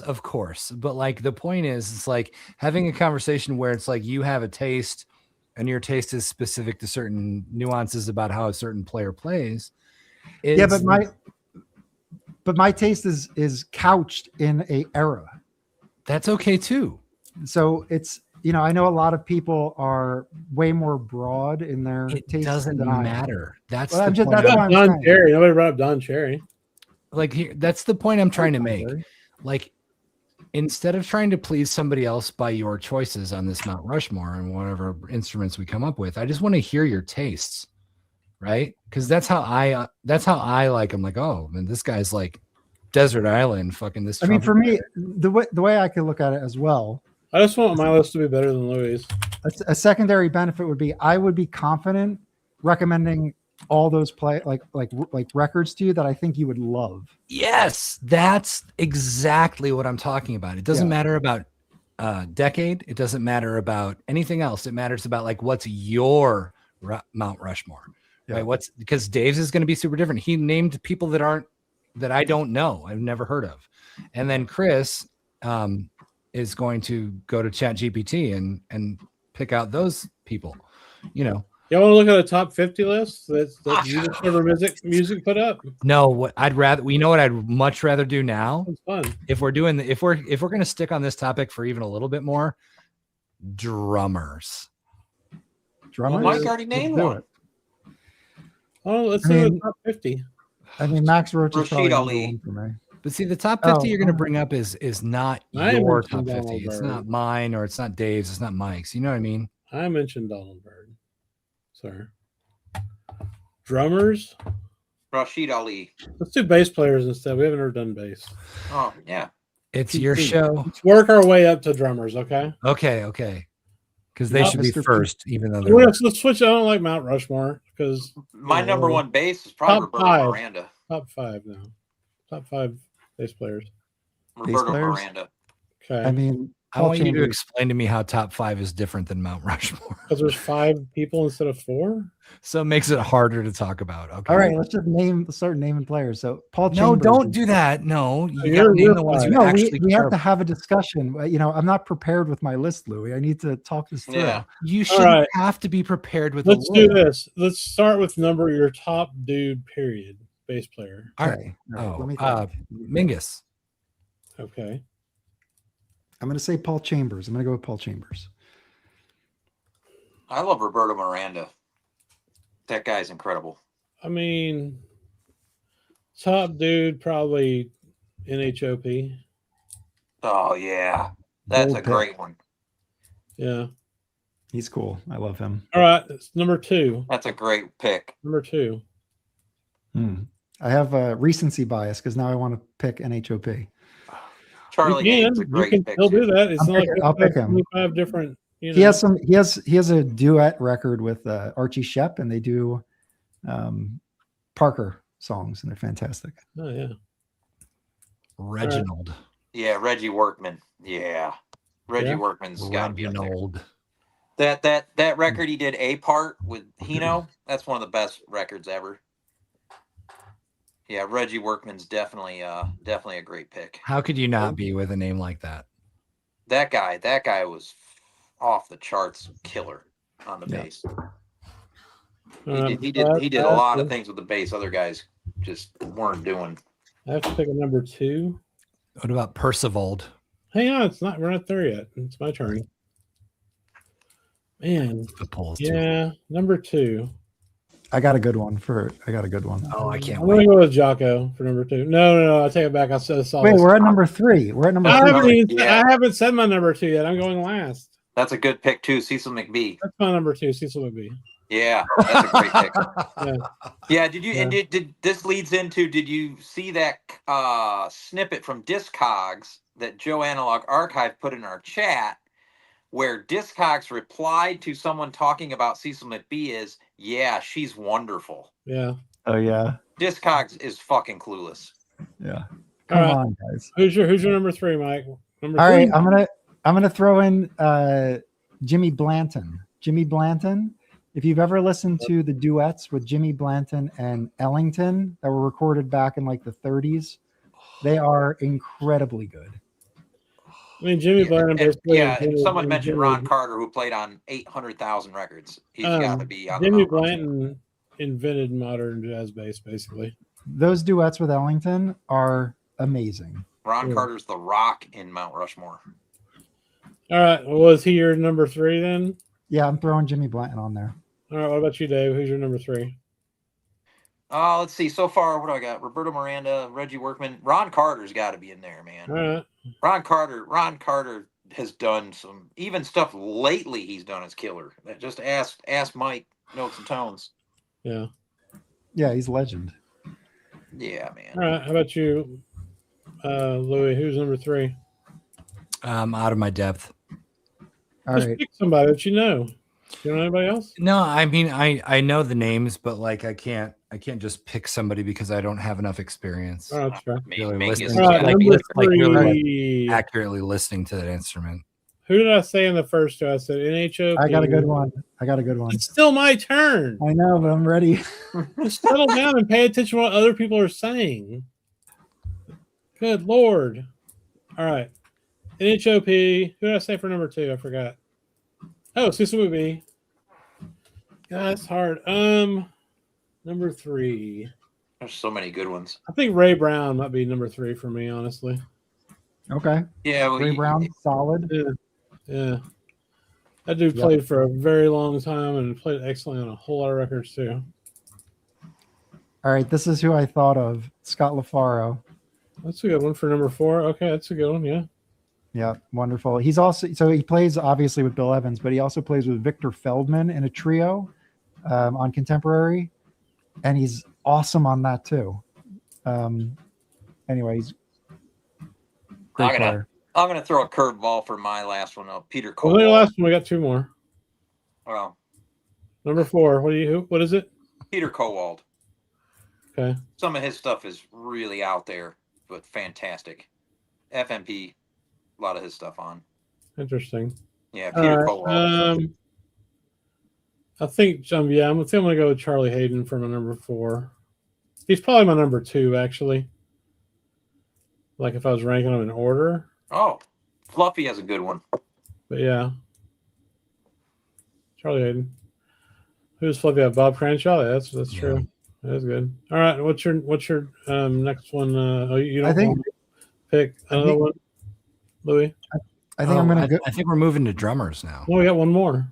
One more. Oh, I told you I'm out of my depth. Okay. Is it my turn? Yeah. All right. I'm gonna pick Richard Davis. He's on Out to Lunch. He's also on I think he's on Dialogue with who's Dialogue? Bobby Hutcherson. Yeah. And he obviously has his own lead records and a huge career. But yeah, I'll throw Richard Davis in there. All right, one more, Dave. Another one. Yeah. I've done 4 already. I know we're doing 5. Oh, I gotta have it. I didn't go. NHOP is up there for me. Okay, there you go. Yeah, I mean, that's that one. What record is it that I have? It's right here. Yeah, this record right here is one of my favorite records. Dancing on the Tables. Yeah. That is. I got this early on when I got into jazz, 1979, with Liebman and Schofield and Billy Hart. No, sweet. Yeah. This is, seek this record out. The Steeplechase. I think he also is he on Dancing on the Tables. This is so freaking good, but it's led by NHOP, man, and he's prime playing right there. I think my last one will be man, like these. Ron Carter. So okay, this one, this is good. Maestro. Never yeah, seen that was great. I haven't seen that either. Philip Catherine, one of my favorite guitarists. Oh yeah, I like him too. Really love Philip Catherine. So Louie, where are we taking this conversation next? I think that we take it to drummers, but yeah, I think we take it to drummers. Okay. Milford Graves. Oh, fuck's sake. Okay, let's do something different. Let's do this. Instead of Mount Rushmore or top 5, let's do better drummers than Art Blakey. Huh. Rashid Ali. Yeah, but so you're talking about technical drumming skills? No. To you. Drummers you like more than Art Blakey? Well, I look at Blakey as an artist, so it's hard for me just to like. Well, oh my God, it's drummers you like better than Art Blakey. I mean, Blake. I feel like Blakey gets a rap because he has a style that he stuck to, and he played it, like that over the years. Be that as it may. So, and he had literally 30 blue notes. No one's going to put you in the clink for having an opinion. Just like it's okay to have an opinion. It doesn't matter if Art Blakey is a better technical drummer than I'm setting the stage for how better than Art Blakey. How I perceive Blakey. That you like better than Art Blakey. Han Benning. Way up there for me. I knew there was some random nobody's ever heard of. Han Benning? Come on. All right. Yeah, so there's some really good, there's really good names in the chat. Pete LaRocca's up there for me. He's better than Art Blakey. Joe good Morello. one from Alex, Sonny Murray. Sonny Murray, I don't know if Sonny Murray. Yeah, better's not the word. It's just like drummers you like better than Art Blakey. Roy Haynes is a good one. Max Roach and Roy Haynes definitely. Because the thing is, like, when you start looking at those mid-50s like hard bop sessions, those are like the guys who play on them. It's like those three like interchange on a lot of those sessions, like on MRC and Blue Note and Prestige. Okay, so what about So hold on, let me finish. So the thing is like when I see an old session and it has Max Roach, or another one where it's Art Blakey, I get excited for both of those, almost equally, because I feel like I'm going to listen to hear how he plays with these guys, like when hard bop was first starting out. So that's like really, like, I love that stuff. Like that's why I really like that era. Right, and that's why we're having a discussion. What about somebody like Brian Blade? I don't know. I mean, he's a legend. I don't know that much about his music. I only have like I've seen like concerts where he's playing solos with Wayne Shorter and he's like losing his mind. What about and like him, and like what about Paul Motion? How do you like think about Art Blakey, Paul Motion, Brian Blade? I don't think about that in that context. Is it because you don't care about music at all? Pretty much. Because that's my contention. I've explored Paul Motion's catalog, obviously, because he played with Bill Evans. So I wanted to explore all those three guys. So I started Billy Cobham, obviously, yes. So Paul Motion has ECM records, and I had one of them with I forget the name of it now. Anyway, it wasn't like the ECM stuff isn't. I don't really gravitate towards all of it. Victor Lewis pretty much slays on this. Some that I like. But yeah, you can always count on Dave for like bringing out like the shit that's definitely not in the in like the normal list. Oh yeah, I got to pick somebody now. I would probably pick Billy Higgins. Love Billy Higgins. Yeah. Don't sleep on Morello. He's a great drummer. So Morello played with Brubeck. Who did he play with before Brubeck? He played with he's on some of those Capitol sessions with that piano player. I can't remember her name right now. Marianne McPartland. Yeah, and that those are good sessions.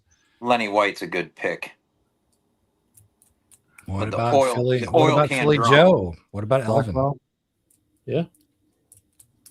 Oh yeah. I like Ed Blackwell. Don Cherry with Ed Blackwell. Fantastic. Yeah. So Ed Blackwell played in Ornette's group, right? Yes. Yeah. After Billy Higgins did. After Billy Higgins. What about Jack? And then he went to then they did Old and New Dreams with Dewey Redman. I agree with Roberto on Modern being sorry. Yeah. Good. A lot of good comments tonight. Billy Cobham's great. Yes. Yeah, the comments are great. I like the Atlanta stuff. Al Foster, legend. Remember when a certain somebody shit on Al Foster? Who? Me? No. Who? Ken. Oh. I'm not a fan of Al Foster playing. Everybody's like, wow, that's weird. Let me ask you this. Do you guys even put Buddy Rich or Gene Krupa in the category? Like, are they even part of the conversation? I mean, Buddy Rich, yeah.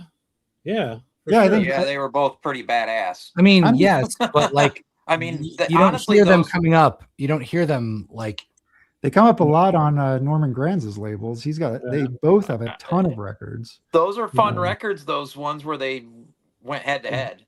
And Buddy comes up on some records with like Stitt and Dizzy on like Norgran or Verve or whatever the Norman Granz label was at the time.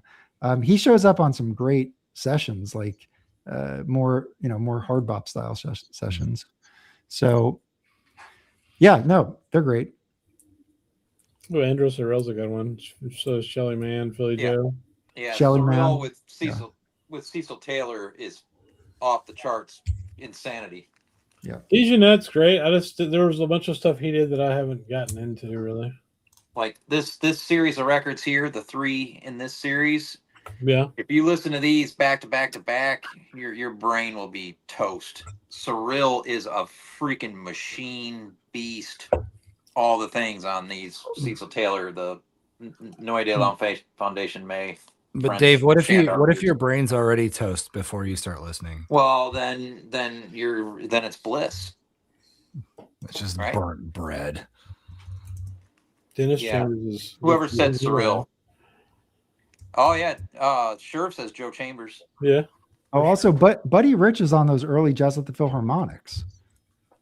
He was playing with like those swing guys. With Joe Lovano.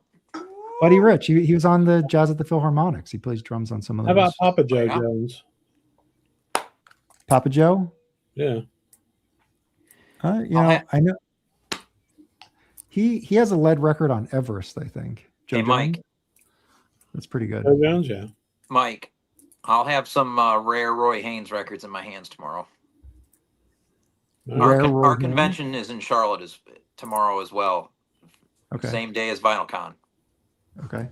And they canceled the one in September, so we're going to have the big one now, and then not another one until December. So this one's going to be the one. So should have the most vendors tomorrow for the convention here. It's not going to be anything like VinylCon, but it'll be good. Right now, for whatever reason, I'm focused on old Prestige records. What are you looking for? Any What's old on your Prestige list? records, 1956 through 58 generally, and it's like any of those old jam sessions that are like just impossible. Don't you have them all already? No, I definitely don't have all of them. Huh. You want me to send you pictures if I see any? Sure, yeah, that'd be great. Okay, all right, we'll do. I'll keep my eye peeled tomorrow. I got a couple. Pretty You guys, great. You guys want to see a couple of Prestige? Somebody asked to see that record I just showed. Hold on, in the comments. Okay. It's a series of 3 records with 3 different colors on Chandar. So it's Noy de la Foundation May, which is France's French concert live 1969 in France. But it's Cecil Taylor on piano, Jimmy Lyons on sax, on alto, Sam Rivers on tenor, Andrew Cyril drums. Andrew Cyril is basically the point of impact, so to speak, on these records. I mean, it's absolutely insane what he does in this show. What are those? What's the title? It's in French, so you gotta kind of say it in French. So Noy de la Foundation May. Those nuts of the. And I don't even know if my French is correct, but nuts of the French what? as I can say. Management. It was named by Brotzman. Yeah, that's fair. There you go. But these are basically one song aside, just 18 minutes and change of pure insanity. And I had to break it up into three LPs, and you listen to all 3 in a row. It's intense, to say the least. Well, if you were an audience member, how would you process that concert? Oh, if you were there for that? Oh Yeah. man, that would have been crazy. I would have needed a stiff drink. I mean, people walking out of that must have been like. I would need one of those martinis Maslow gets. Yeah. At minimum. So like a water glass full of vodka. Basically, yes. A lot of vodka. All right, so let me show some records. So speaking of tenor sax, Louie, there's a special tenor sax player on this one. I think this is like the second pressing. It's Miles Davis collector's items. I got this from Jerosa. I think they had it for $40 or something. That's it. It's like mint condition. I mean, wow. I like could not leave it behind. And I have a blue label that's in excellent condition. Louie, if you want that, I could send it to you. Yes, I am very much into that. Yes, please. Yeah, I saw you had that John Coltrane blue label, Prestige. Yeah, Interstellar. Is that what it was? Yeah, I've got it right here. Yeah, those are good sounding records. The pressings, I mean. So I'll send you my copy of this. But yeah, so I upgraded this. The tenor thing is that Charlie Parker plays tenor on side 1. And that's kind of like the big claim to fame of this record is Parker plays tenor on it, and he sounds incredible. I mean, he sounds like how he plays alto, but on tenor, and it sounds insanely awesome. And I wish there were more. I think this might be the only recorded studio session of him playing tenor. So it's really fantastic. The recording's old. It's like WOR, so it's not gonna. So the thing is, that's all on side one, and then on side two, it's like a 54 Hackensack session. So you listen to side one, you're like, okay. Doesn't like fidelity wise, it's lacking a little bit, but it still sounds music is incredible, sounds great. Then you flip it over to this like mid 50s Hackensack session, and the fidelity is so clear. It's and Sonny Rollins plays on the Parker session, and Sonny Rollins plays with Miles on the Hackensack session. It's the only time I think Sonny played with Parker, but Sonny Rollins and Parker played together here. But this is a really cool one to dive into. The history adds like a level of interest, and Parker's playing is incredible. So, what about Miles? Is any good on that? Miles is good on the second side. On the second side. I think Miles was really into his heroin addiction when this was recorded. I haven't listened to that one in a long time. That can go either way. It's let me show the label. It's a Bergenfield. It might be a first pressing. It's a first or second pressing. I don't know if this came out on the West 50th New York City label. I didn't mention Tane, Mike, because I figured it would summon you. I have the West 50th, Mike. Oh, you do? Okay. All right. I do. So There was a record store in Winston-Salem that was going out of business about 9 or 10 years ago. And I forget the name. I think it was something oldies. Yeah. And we met the owner. My friend Joe and I went there, and they had well, you would have loved it in the one room. They had a entire room of this house that was nothing but Frank Sinatra records. There were hundreds and hundreds of Frank Sinatra records. I was listening to Frank. Crazy. And then they had a big wall of jazz, and that was one that I pulled out of the jazz wall. And they were, it was just, he was pricing stuff to get out of there. And then he said anything left after that weekend, Sugar Records in Chicago was buying his entire building worth of stuff. Yeah. So all that guy's records ended up going to Chicago from Winston-Salem. Okay. Yeah. Yeah. But Louie, I'll send you my blue label. Just shoot me your address. I don't know if I have it. Sick. Yes. Nice. All right. Next one is big title. This is like top title in my collection now. I really am so happy to have had it. This is the top title in your whole collection? No. This is a top title. This is like a top title. Okay. So this is like VG plus, great condition. First pressing with the New York City label, the address with New York 50th Street. This is when Farmer. Oh, cool. Rice. Wow. Early Prestige. I think this is 56. Look at you can see the gloss is like different. You see that? Yeah. Oh, yeah. Yeah, that's a big one to find. That's cool. But what this is, and it's in such nice, the jacket's in nice condition. The spine does have text on it. And it's two 10-inch sessions.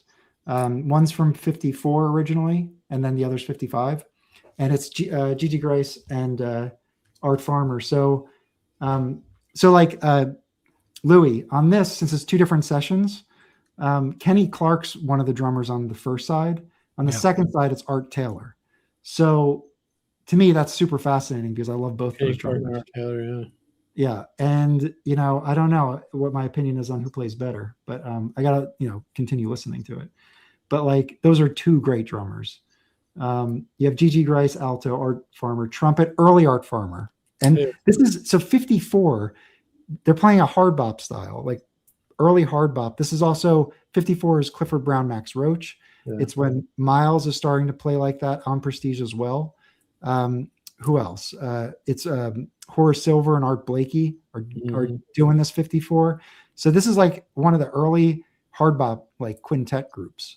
So it's just an awesome record. And it's very straight ahead. I could definitely see people thinking like this is boring, but it's not to me. I mean, I love this.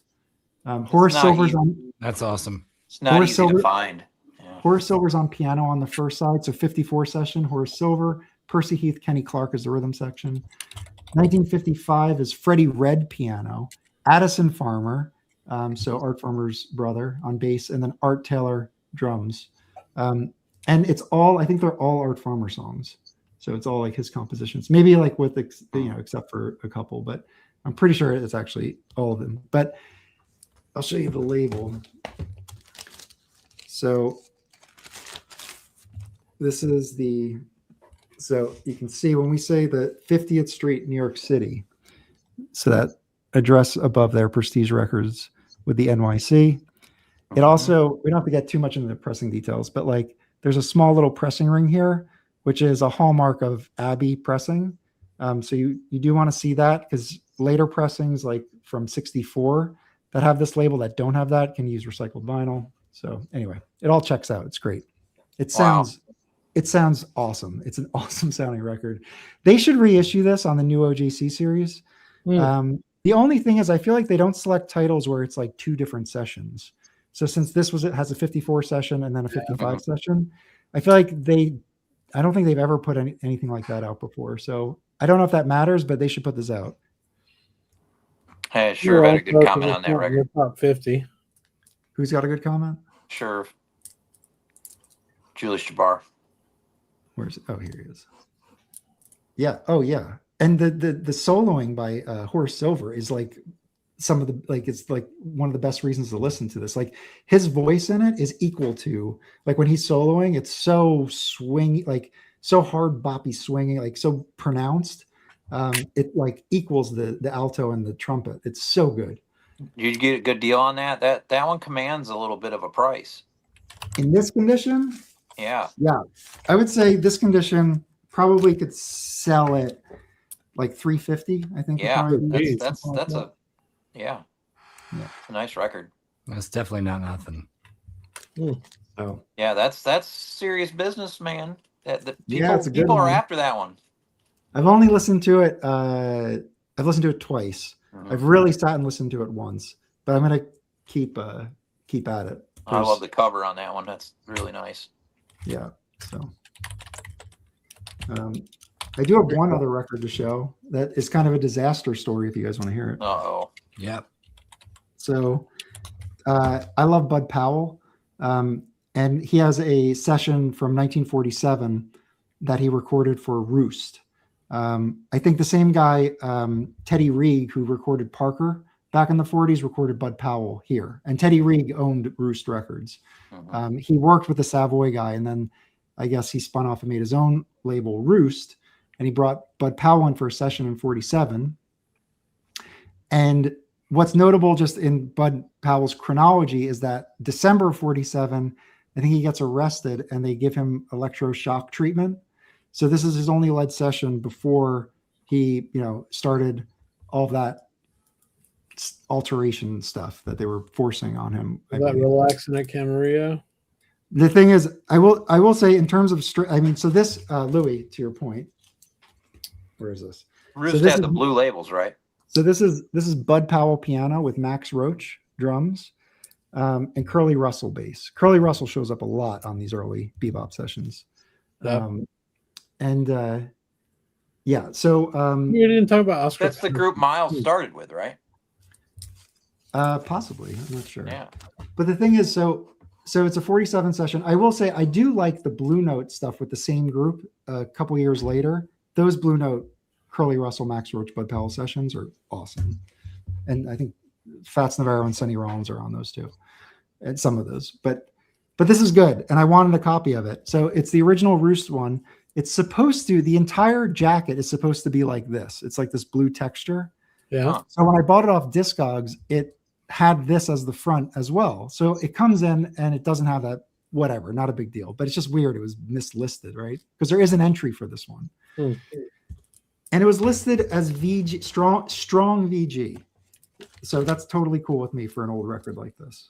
US seller? US seller. It comes in. This thing is ridiculously beat up. I don't know if you could see it. This thing is like fair condition. Oh wow. Okay. Oh yeah. Did you put a picture up in the chat? I think I may have, but anyway. Okay? Yeah, you did, and there was a lot of scratches, right? It plays through. It plays through, but there is a ton of. It's all noisy. It's like it doesn't skip. which already the music isn't recorded. Yeah. You know, to take. I mean, if it's all fucked up sounding and it ain't, but it plays all the way through without a skip, it's probably G. So I messaged the guy and I said, "Look, you can even see it here. Can you see how bad that is?" Oh, yeah, that's rough in the streets. Yeah. So I messaged the guy and he refunded me and told me to keep it. So now I'm stuck with this thing. Oh, did you get all your money back? That's a win. I mean, that's a win. Yeah. Did you give a bad review? No. Yeah, don't do that unless they actually don't fuck. I don't review any. I don't give good or bad reviews. If you, that's not helpful. Like, good reviews for people if you have a good experience. Come on. Yeah, I mean. Well, if I see one at the convention, I'll make sure and let you know. Because there's guys with old jazz records. It's okay. Honestly, I don't need this session. I do like the blue. It's like, man, it came up for like $30, and it's sometimes this comes up for like $250. So I just went for it. But the music is good, but I don't think I need to have it. What do you think the jacket itself condition is? Is it VG plus jacket or? Yeah, the jacket's good. I wish it was all this blue though. Yeah. But yeah, I mean, this is probably like this was probably pressed in like 1951. Yeah. This is an old. I mean, look at the cover. Yeah. So, you know. Yeah, interesting. Hey, what's up? Was Mazzy alive already then? He probably was, wasn't he? Oh, and actually, the catalog number is 401. So it's the first of whatever series this is. This might be the first Roost record. Oh, really? Why would they start with 401? I don't know. Who knows? Maybe. How many records did Roost put out? I don't think their catalog's that big. Yeah, I was gonna say it can't. I just remember they were blue labels. 78s though. They put out a lot of Stitt. They put out this guy Jimmy Smith, the guitar player, or Johnny Smith, something like that. Well, a lot of Gets too. They put out Getz, and they put out who else? God, Getz played forever. It seems like. Well, obviously they put out Bud Powell. They put out Sheldon Powell, who is a tenor player, and also Beverly Kenny. Put out Beverly Kenny records. There's a lot of good stuff in their catalog. I don't know. I don't think I have anything on Roost. Well, they pressed a lot of times. Their reissues were pressed on recycled vinyl, so you have to be careful. Yeah, I'll be looking at a bunch of old 10-inches tomorrow. There's some Roy Haynes stuff. So they're also known as like Royal Roost. Before that, the old Roy Haynes that I know that's a 10-inch is. Well, the reason you don't know much about them is they were only in business from 49 to 58, and they went to accept, and that was it. Yeah, you know. But Teddy Reeg, right? Is Teddy Reeg's label? Does it say that? Yeah, Teddy Reeg. Yeah. So Teddy Reeg, worth restating. He's who produced a lot of the Parker Savoy sessions. Those great. How many records on that label you have, Mike? Do you think? The Roost. Probably like 6. Yeah. I have a Beverly Kenny. I have a Sheldon Powell. What else? I had a beat to shit like box set of the Get stuff, but I gave it away because it was fucked up. I mean, it was like, you know, all straight. I have the 10-inch Gets at Storyville Volume 1, which is not a good recording. I mean, it's a good playing, but like the record doesn't sound that good. I dig the label. Yeah. You know, I haven't been able to find anything on that. No, I don't have any of the Johnny Smith stuff. Don't have any of the Johnny Smith stuff. You didn't know a lot about Roost is Dan. I remember him showing his whole Roost collection at one point. I've checked in with Dan, those like his back catalog when I'm looking for just looking into a label. I'll just pull it up because he'll just go through or he'll do something with the label, whether he goes through all of what he has or just the highlights. Yeah. It's actually a really nice reference. Oh yeah, for sure. Is he still making videos? I haven't checked in a few months. Oh yeah, you're talking about the guy in Minneapolis? Yeah. Yeah. Oh, he's got full runs of labels. It is incredible when he does one of those label run videos. Yeah. I actually just watched a Prestige one he did, and he made use of the old OJC series a lot. I mean, he has. I don't know if he has the full run, but he has close to it. Yeah, he tries to at least. I don't know if he's trying to get all OGs, but he's trying to have at least one record of every title in a run. Yeah, it's pretty cool. He's got all the old Blue Notes, Prestige, all that shit. Yeah, it's a heck of a collection, that's for sure. Yeah, But there's a lot of, where he is, there's a lot of great record stores in Minneapolis. There's a lot of good ones up there. He was a great resource when I started exploring the old 10-inch West Coast stuff. Yeah. Because he collected all of it. So he has like videos where he's just showing those labels specifically. Like Nocturne. What else? He's still wearing the hockey jerseys in every video? No. He used to do that back when he first started making videos is when I was watching him. And he was in he wasn't in the same place he is now. Jeez. He was in a much smaller place. And Mike, he always had the hockey jersey on. We have a question for Mike here. Mike. No, I can't do that, man. I can't do that. It's too hard, right? Yeah, it's too hard. Yeah, I had trouble. I was just throwing. Gotta wing it, man. Gotta wing it. It's so hard. Well, somebody said to do alto, so John Chikai for me on alto. I have one question though. Power Abe. Would Winton be in your top 5 trumpet players? No. Yeah, that's fair. Well, that answers that. Oh.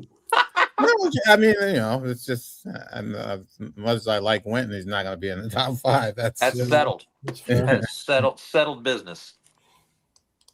Trumpet. How's your bracket coming, Mike? No, I haven't even looked at it. I had a good first day, 14-2. But today, not so much. Yeah, I have not even taken a look at it yet. I got to see if Clemson came back. They did not. So that one's down the pipes. Oh, that's worth looking at. So I did a bracket like that once in like 1996, I think. That was, I think, it was Syracuse. My old job, and then I won, and I just never did it again. Who won? Huh? What was 90? Who won in 96? I forget. I don't know. I just won money. That's all I remember. I won like $400. Nice. The next year, like, hey man, time to do the bracket. I was like, I don't think I'm gonna do this year. Like, you won this year, you gotta do it. I'm like, no, don't. Roberto says that Winton is part of Mike's holy trinity of jazz. That he transcends. Bold statement. There we go. UCLA. Roberto says lots of things. Yeah. What about Tane? What about no, not in top 5 drummers. Yeah. Kentucky beat Syracuse. Yeah, it's tough. Yeah, it's just that that doesn't mean that I think he's not I think he's great, but he is great. I mean, gosh, you're limiting. You're putting a 5. Yeah. It's really not about who's the best ever. It's about how would you really. How would you start thinking about it, Mike? Like in terms of like you'd have to. We're just going to drag it out of you. If you were gonna do it, you'd have to think about like somewhat of a criteria, like what you'd want to kind of emphasize to help put people over, or maybe it's just who you enjoy listening to the most. It could be simple as that. It should be that. It should always be that. Come on, man. What are we talking about here? Now I guess it would be, it's who I enjoy listening to, but but that's just so for me, that's like vast, Yeah, that's fair. I mean, I think of a lot of great avant-garde drummers, that just, that those groups that they play with wouldn't be, those great groups that they're in wouldn't have been as great without them. Mm-hmm. Yeah. Yeah. I agree with that. Like Alex mentioned Sonny Murray. Mm-hmm. From what I know about Sonny Murray, and I have some recordings with him on it, he had like a whole different philosophy for how he played. And it was it was like maximalist. I think it was like maximalist style. He was kind of in his own world while everybody else would do something else around him. Mm-hmm. Yeah. I mean, that's that's how he kind of approached things. Sounds like Louie. I mean, I'm trying to think. Somebody was talking about Sonny Murray the other day and how important he was. Oh shit! And they had good examples, and I can't remember what they were. Oh well. Sorry. Fail. Yeah, no. because he was one of the first to do those things. He was the first to do it. Yeah. Yeah, it's hard. The only reason I can pull it off is because we've done those stupid videos before. So it's like you just pick 5 randos that are at the top of your mind at the moment and say that. It changes every day. Yeah. For me. Dude, I ordered a shit ton of CDs yesterday. Where do you really order all those Vandermark CDs? Yeah. Is it from the same seller? Yeah, it's from Catalytic Sounds. They got all kinds of cool shit. Oh, that's cool. Did you get a discount when you get that many, or? No. I just bought them all from Discogs. It was either that or Bandcamp, and Bandcamp was too hard to find shit, so go up Discogs. Did you get them already? No, it's probably tough. Okay. Actually, one of them was actually vinyl, which would be the first Vandermark vinyl I've gotten. But I mean, he's done so much shit. I got that. It started with that freaking 2019 box set that he did with what's that guy's name? Nielsen Love. Yeah. You have that one, don't you, Mike? Yeah, Nicole gifted it to me. Oh, that's right. Oh, very cool. Yeah. I think it's her birthday tomorrow. I don't know. Nicole's. Yeah. You have to. I think you need to wish her a happy birthday tomorrow. We should invite her to come back on the show. I miss her. Oh yeah, man. Because I miss her CDs. Yeah, and all the different stuff I've never seen before. Yeah. Oh, I mean, she's got her fingers on all of what's going on with that stuff. She really does. Yeah, I mean, because she really likes to get this. There were a few labels she was talking about in Europe, and she just gets whatever they put out and checks it out. You know, all that avant experimental, free improvised stuff. You can really go down some fun rabbit holes doing that. And then, of course, she turned me on to Squidco, which destroyed my wallet for a few months. I mean, just leveled me because I just kept ordering because they're literally in Wilmington, like 3 hours from here, and their stuff comes like in 2 days. Oh, and they got nothing but free jazz and avant-garde and experimental stuff that you normally have to get from Europe. They have it, and their prices are very fair. That's what surprised me. I'm guessing they just have a lot of old stock of all his shit still, because there was stuff from Audiographic Records and Oka Disc and Alta Vistic, like all these different labels. And yeah, I saw you got Oka Disc is really cool to label. There's a lot of cool stuff on there, like Sonny Chiroc's on that label, and a bunch of people, Brotsman. Yeah, Squidco, great collect. And it's funny, man, if you they're in a townhome down there. Really? Yeah. It's like a fucking arch, like kind of on the edge of, like you're on this edge of the industrial area in Wilmington, and then all of a sudden there's this little thing of townhomes, and that's what because I went to look it up because I wanted to like go visit, but it's not really a storefront. It's just like some guy in a townhome with a bunch of killer shit. Mike, would you put like on the internet? Would you put? He's the distributor for a couple of labels. I can't remember what they are off the top of my head, because every time I place something, an order with the label, it comes directly from them. No shit. Yeah, that's cool. Yeah, they're really quick to ship, man. Like if I order, it's in the mail the next day every time. That's what I try to do when people buy off me from Discogs. Yeah, Rob does the same. Rob's really quick to turn around and get shipping out. I sold a MoPa for $150 last week. Or a week before. It's a freaking Super Tramp. I'm like, that's a good record, but I'm not going to listen to that ever again. Yeah, but you're trying to pull me over the coals on MoFi Working Man's Dead. I'm just trying to get close to what I actually paid for. You're just like you're asking for like my third kidney. Yeah, what do you want, bro? What are those? It's Grateful Dead, right? What do those go for? Like $90 on Discogs. Bet. 90. Yeah. I'll bet. Yeah.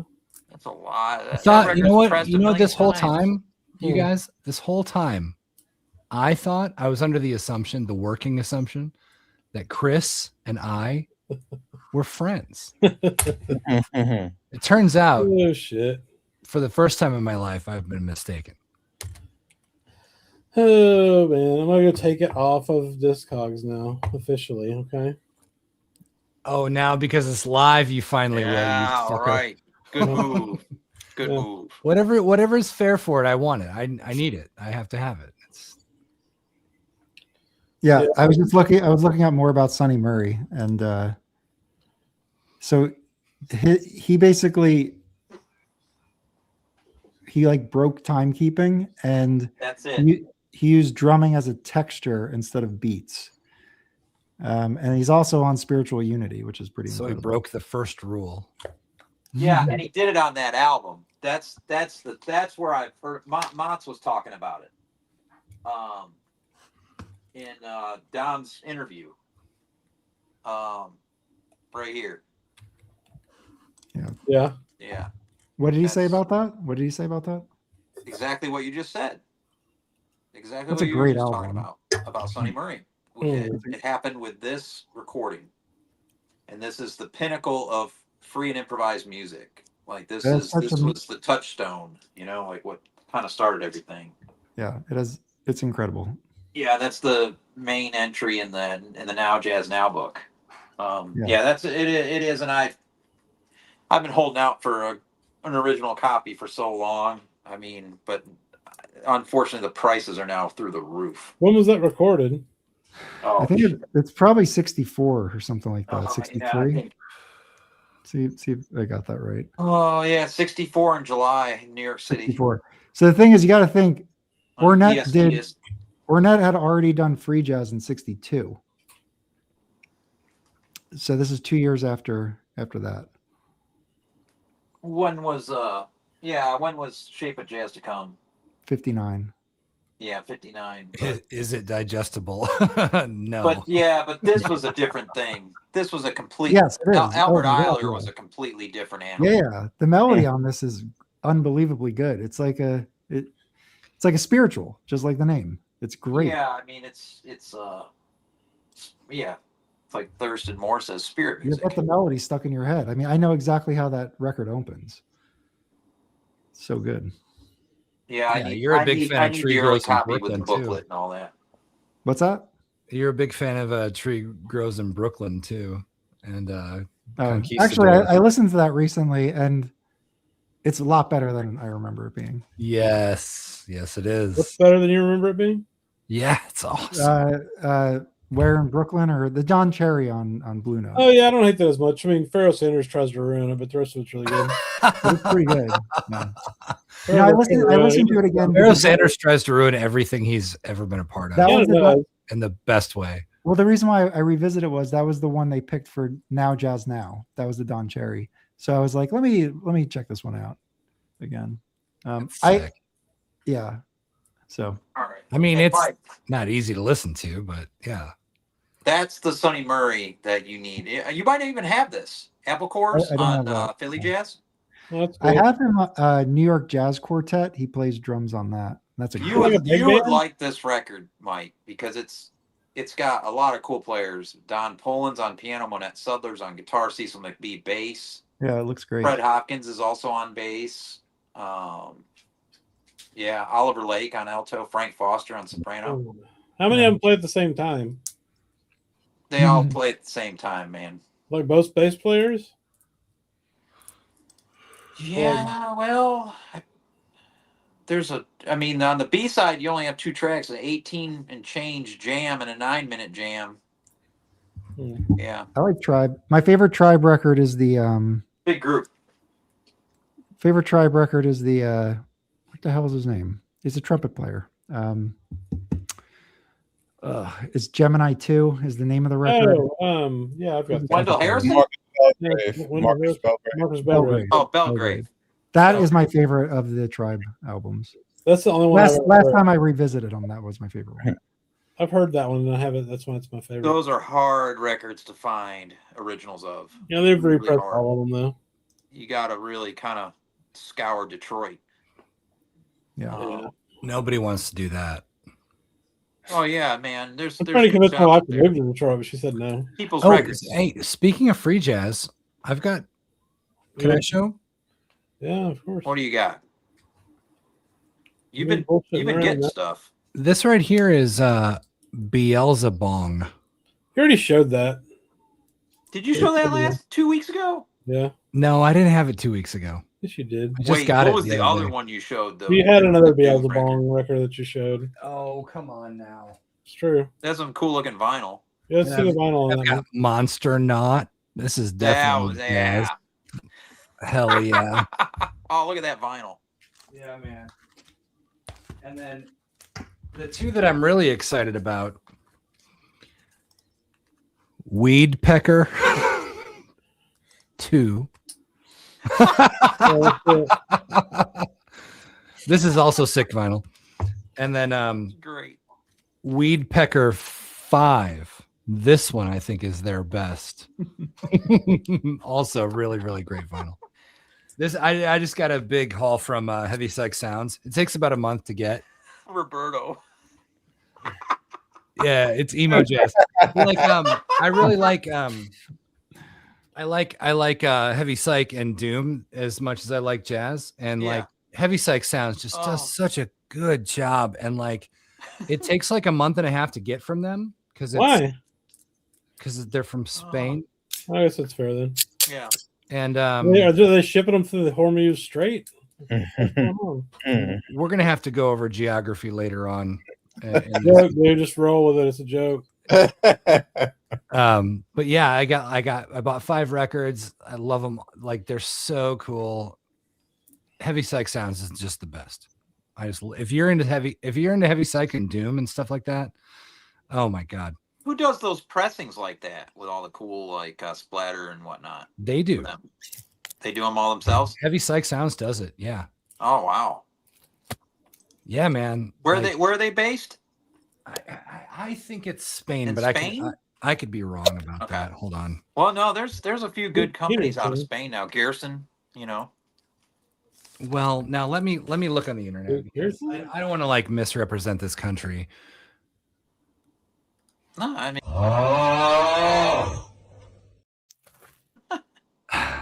Where's Felipe when you need him? All right, hold on. Let's go back to Mike. We haven't heard too much from Mike. So Mike, you have to tell us your favorite trumpeter. It's gonna be. I'm joking. Okay. Show us some stuff. You got new shit? Yeah. What do you got? How's the show at the Vanguard? Oh, it was great. It was excellent. What was really good, I saw the Walter Smith. Group. So and for the whole week he had Italy. As a guest, he had a different saxophone player come up and play with him. Oh, cool. So I went that night because Joe Lovano was playing. A different guy named Joe Lovano. Holy shit. And Walter Smith and his group, that they played like the first half of the set, and then Lovano comes up and plays with them the rest of the set, and it was just it was amazing. They were playing together. Them playing together was like so cool. Nice. Yeah, they were when they played in tandem. It was just amazing, and Lovano, I've seen him recently, but I've seen him playing in a different style. So I hadn't, seen him play in this style in a while, and it was great. It was you really, you get the whole feel of how great he is. And they were both having a good time. That's what was really amazing. That's the best. Amazing. They were having a good time. All of the musicians were having a really good time. Was this your seat, Mike? Were you right in the front? Yeah, I was like, because I went with one of my guy I work with who had never been to the Vanguard. So we met up and we got like right up front. It was just like I was like, okay, this is a little too close. Yeah, that reminds me of like what was it last year when Billy Harper was the Cookers group. They looked like they were having a good time, man. Yeah. So this is live stuff. So for people watching, this is the front of the Vanguard. They put artwork out for the show, and it's Walter Smith III Twio. So this is a group that he has from time to time, and he just put out a Twio record. So this is the group that played there. Mike, is that right? Yes, yeah. That's the whole group. So that just came out. And it's funny. It's like I've been listening to a lot of stuff with Joe Sanders. That's since that performance, and he's an excellent player. And I'm gonna purchase some stuff too. And he has an album, I think it's called Parallels, that I'm gonna check out. I haven't listened to it yet, but I've been looking at stuff of other musicians that he plays on, and he's a good player, a really good player. How was the crowd for the show? Is it packed? Yeah. Vanguard's gonna be sold out now. It's gonna be sold out. It's just it's not the biggest place in the world. So but now it's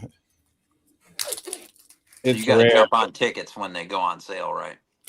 Yeah.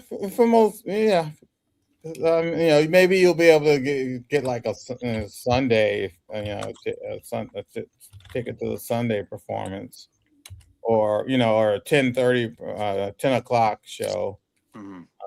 But 8 o'clock.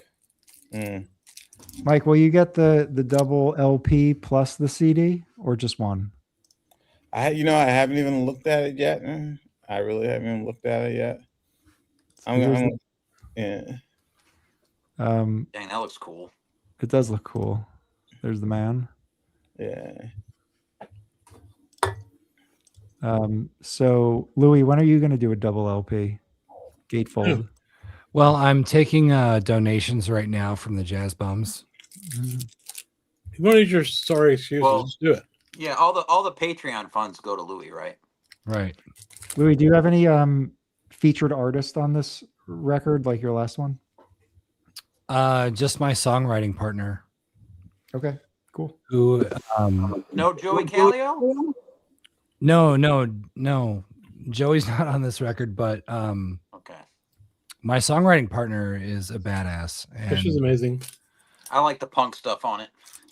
Dude, I pillaged the jazz school at UNT. I emailed every professor. Like, these are Grammy award-winning people, real heavy hitter people. And I'm like, look, man, I'm looking for a songwriting partner. I'm looking for a singer. I'm looking for a vocal instructor. And I emailed everybody that I could find. You're talking about University of North Texas? Yeah.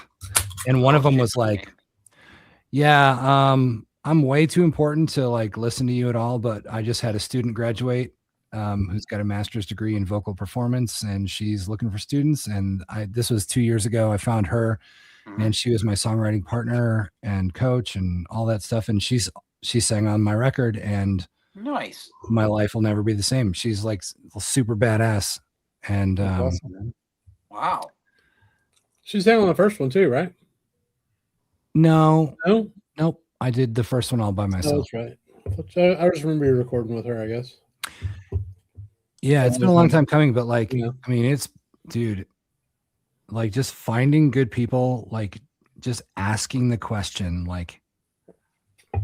is so important. And in life, being a musician and just asking the question, being willing to be told no, no, you're nobody from nowhere, and I'm a Grammy award-winning professor. I'm not going to work with you. But there's always that, just being able to ask that question, opens so many friggin' doors. I'll never my musical life will never be the same.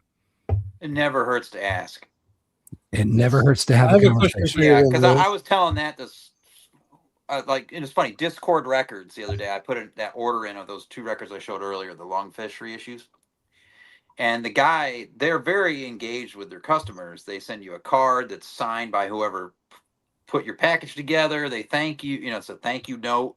Yeah. Handwritten thank you note in their packages, which is just a nice little thing, But you can email the guy back, the same guy, when they send you your email confirmation. And I emailed the guy back. And I was like, hey, man, I learned from certain people that it never hurts to ask, do you have any test pressings of any either old That's records exactly what I'm talking about. Yeah, and you know, all they can say is no. He came back, he goes, no, sorry, we don't have any special pressings like that around to sell to the public, but you know, he at least let me know. You know what I mean? Like, exactly. I didn't get crickets. I got an answer. Yeah. And my reply to that was, yeah, I got to befriend Henry Rollins or Ian if I'm going to get anything. Dude, like it's that. amazing. If you're persistent, it's amazing how seemingly people who you would think you would never be able to get a hold of, you can get a hold of if you're just persistent. Yeah, you know. It's like me responding to you, Louie. Oh yeah, that's a good one. Whoever said that, never be afraid to ask for a discount. I always at the counter ask for a senior citizen discount at every record store. We trick people into being interviewed. I get it. We had like Joe Harley. Oh my God, of course. Yeah. We asked. We just asked. Exactly. He said no the first time though. Dude, that's like 90% of life. It's like, you know, like pretty much everyone else has said yes or not replied. And what record did I get the other day? Ron Carter's people said no. I reached out to Ron Carter. Did you? They said, yeah, they said. Well, Ron, you know. But they did say that if we were in New York when he was, you know, playing somewhere, that we could come backstage, which was nice of them. That was pretty cool. So Lunchbox had this in the bins for $60 the other day, and I said, "Give me a senior citizen discount. You got a sale." They gave it to me for $50, and this goes for a lot more. So there you go. Always ask for a discount. Well, hold on now. Hold on now. In my line of work, it's never a good idea to ask for anything. I always show up like giving something. And like my go-to is like when I get a hold of like important people that might have some sort of sway over what I'm trying to get done. I'm like, dude, I will fucking empty your dishwasher for a month. I'll order you pizza to the office, wherever the fuck you are on the planet right now. I will do like all of those things just if you give me the answer to the question that I'm looking for or whatever. And it works every single time. It has never not worked. Okay. That's fine. I have a question for you, Louie. Yeah. Alex. Will you buy me a fixer-upper Golf GTI? No, because front-wheel drive cars are to be crushed, not driven. That's stupid. Also, nobody mentioned Sonny Rollins when we were talking about tenor sax players. Yes, we did. He was in the top 4. There were a lot of people in the comments that did. Yeah. Oh, I didn't hear you guys say it, but yeah, I love Sonny Rollins. Yeah, Sonny's he's in the Mount Rushmore. Yeah, he's well. Good. Where was he then? I don't know. Where was he when it counted, Dave? What do you mean? In the comments. Yeah, he was in the comments. Who was in the comments? Like, try to keep up, Chris. No. Yeah, see? Shut the fuck up. See, there you go. Roberto's sticking up for Chris. Yeah. All right, Mike. got what else have you been listening to, Mike? Oh, what am I listening to? Oh man, just so much stuff. Gosh,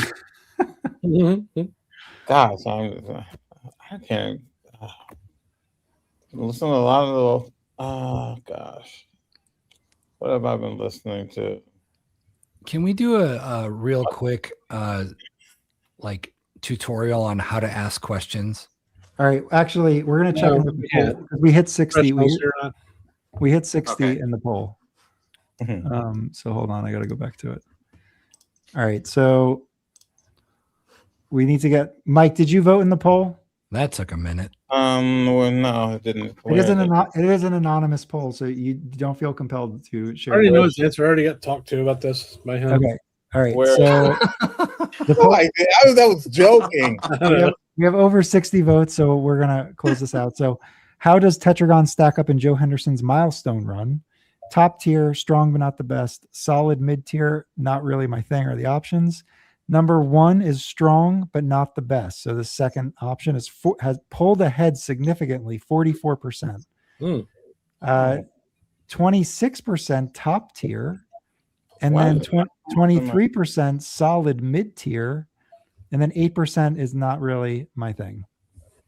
Now, do you think there's a bias because people have been getting that milestone and they just they're incentivized to like it because they bought it? Well, no, they didn't really like it if they didn't give it a top tier. So that's okay. Well, so what is the strongest for you, Chris? Do you have one? What? On Milestone, Joe Henderson? Yeah, probably. We need a hype dad. Okay. Hold that thought.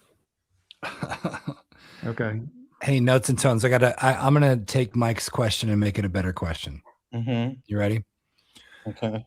What's a record you're listening to in the last month that you definitely recommend? Oh, guys. The Walter Smith. You gotta show it now. What else? I have to go through. I have to look at all my stuff. The Walter Smith is the record we were just talking about. Right. The Twio. Yeah. At the Vanguard. All right. Let me see. Hold on. See how much easier of a question that is to answer, Mike? That's the one. What? Elements? Great. That's Can you say what's the That's the best one? Yeah, that's probably my favorite. Wait, what's the lineup on that? Bro, do you not have this record? Come on. I have it. What's the lineup on it? Dave, what's the lineup? Don't put it away. Alice. Alice and Hills. Yes, Pharaoh's on there. Yeah. Who else? It's got Baba Duru Oshun on tabla and percussion. Leon Chancellor on drums on some of this. It's got what is Michael White on here too? Yeah, Michael White's on violin. Charlie Hayden's on bass. Kenneth Nash is on this. Yes. Alice Coltrane. Yep. Cool. That's my favorite, but then In Japan would be my second. This is my third copy of this record. Okay, Louie. The Temeka Reed Quartet. Can you show it? I'd have to get up, man. Oh yeah, that's a All good record. Hold on. All right, I'll get. Yes. File away. Yes. This is what the viewers tune in for. Don't try to out-host me, Louie. Yeah. Am I doing a bad job? No, it's been good tonight. Listen. Got a lot of good comments. Remember, civil discourse. What the hell is this? See, Vinyl Richie knows what's up. Where's He always Vinyl knows Richie? what's up. Yeah, it's true. Yeah, there you go. Oh God, I wish I could crack my neck. I know everybody I know can like I'll crack your their fucking neck. I'll do the Arnold Schwarzenegger in that movie where he just like cracks that guy's neck in the airplane. I got a record the other day I think Vinyl Richie might like. Don't preemptively show what he's gonna show. That's true. Oh, too bad. It is your show. Do I have that one on the end? I guess it's probably this with Ken Vandermark. You see that, Chris? No. Temeka Reed, Ken Now we're Vandermark. You trying gotta to get like speculate as to what Mike's gonna show. Mats Gustafson. Yeah, Ed Taylor. Mats is all over the place now. Yeah. That guy, that is a hard-working man in jazz. Chris, didn't you just get 20 jazz Ken Vandermark CDs? Yeah, like 12. Not 20. He's his auction's going on right now too. Mats is the craziest auction you'll ever see. He's selling Derek Bailey's personal collection. Hell, Louie is going to be becoming the third bum since Felipe. Dude, because when Notes and Tones shows this record, I guarantee I'm gonna like fucking be on it. Oh, that's gonna haunt your soul for saying that, Roberto. But none of you guys are getting in on any of that auction, are you? Derek Bailey's personal collection. Where is it being auctioned off at? I don't fuck with Discoholics is it's a catalog that Mott's puts together every March. Okay. And so all March you have a chance to trade with him for records or put in a bid, and it's a secret bidding thing. So that sounds like serious business. I don't buy it. It is, but there you can get. I mean, I got what record did I get here from him before? Secret bids are the devil's work. This one. Auctions are the devil's work. Sure. I got this one original from Mott's. Oh, that's sick.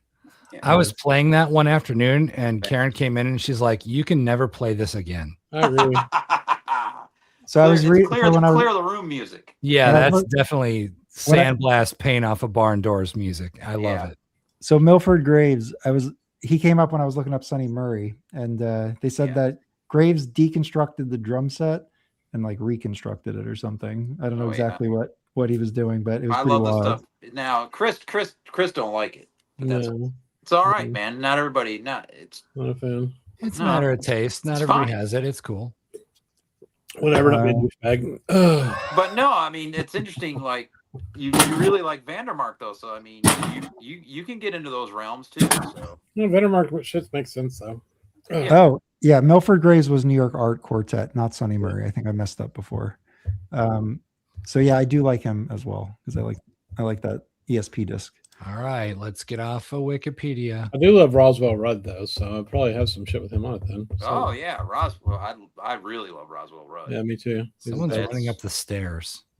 Huh? Like what record is it that I have of his? Oh, this one. This is and this has tuba on it, a couple tubas, and I like this one. Roswell Rudd. Oh, yeah. What's the label? I have that. The JCOA label. Jazz Composers Orchestra. Yeah, make something. Who else on that with him? Pneumatic Swing Band. We've talked about this record a bunch. I have that one. That's great. Yeah, the hair on that dude.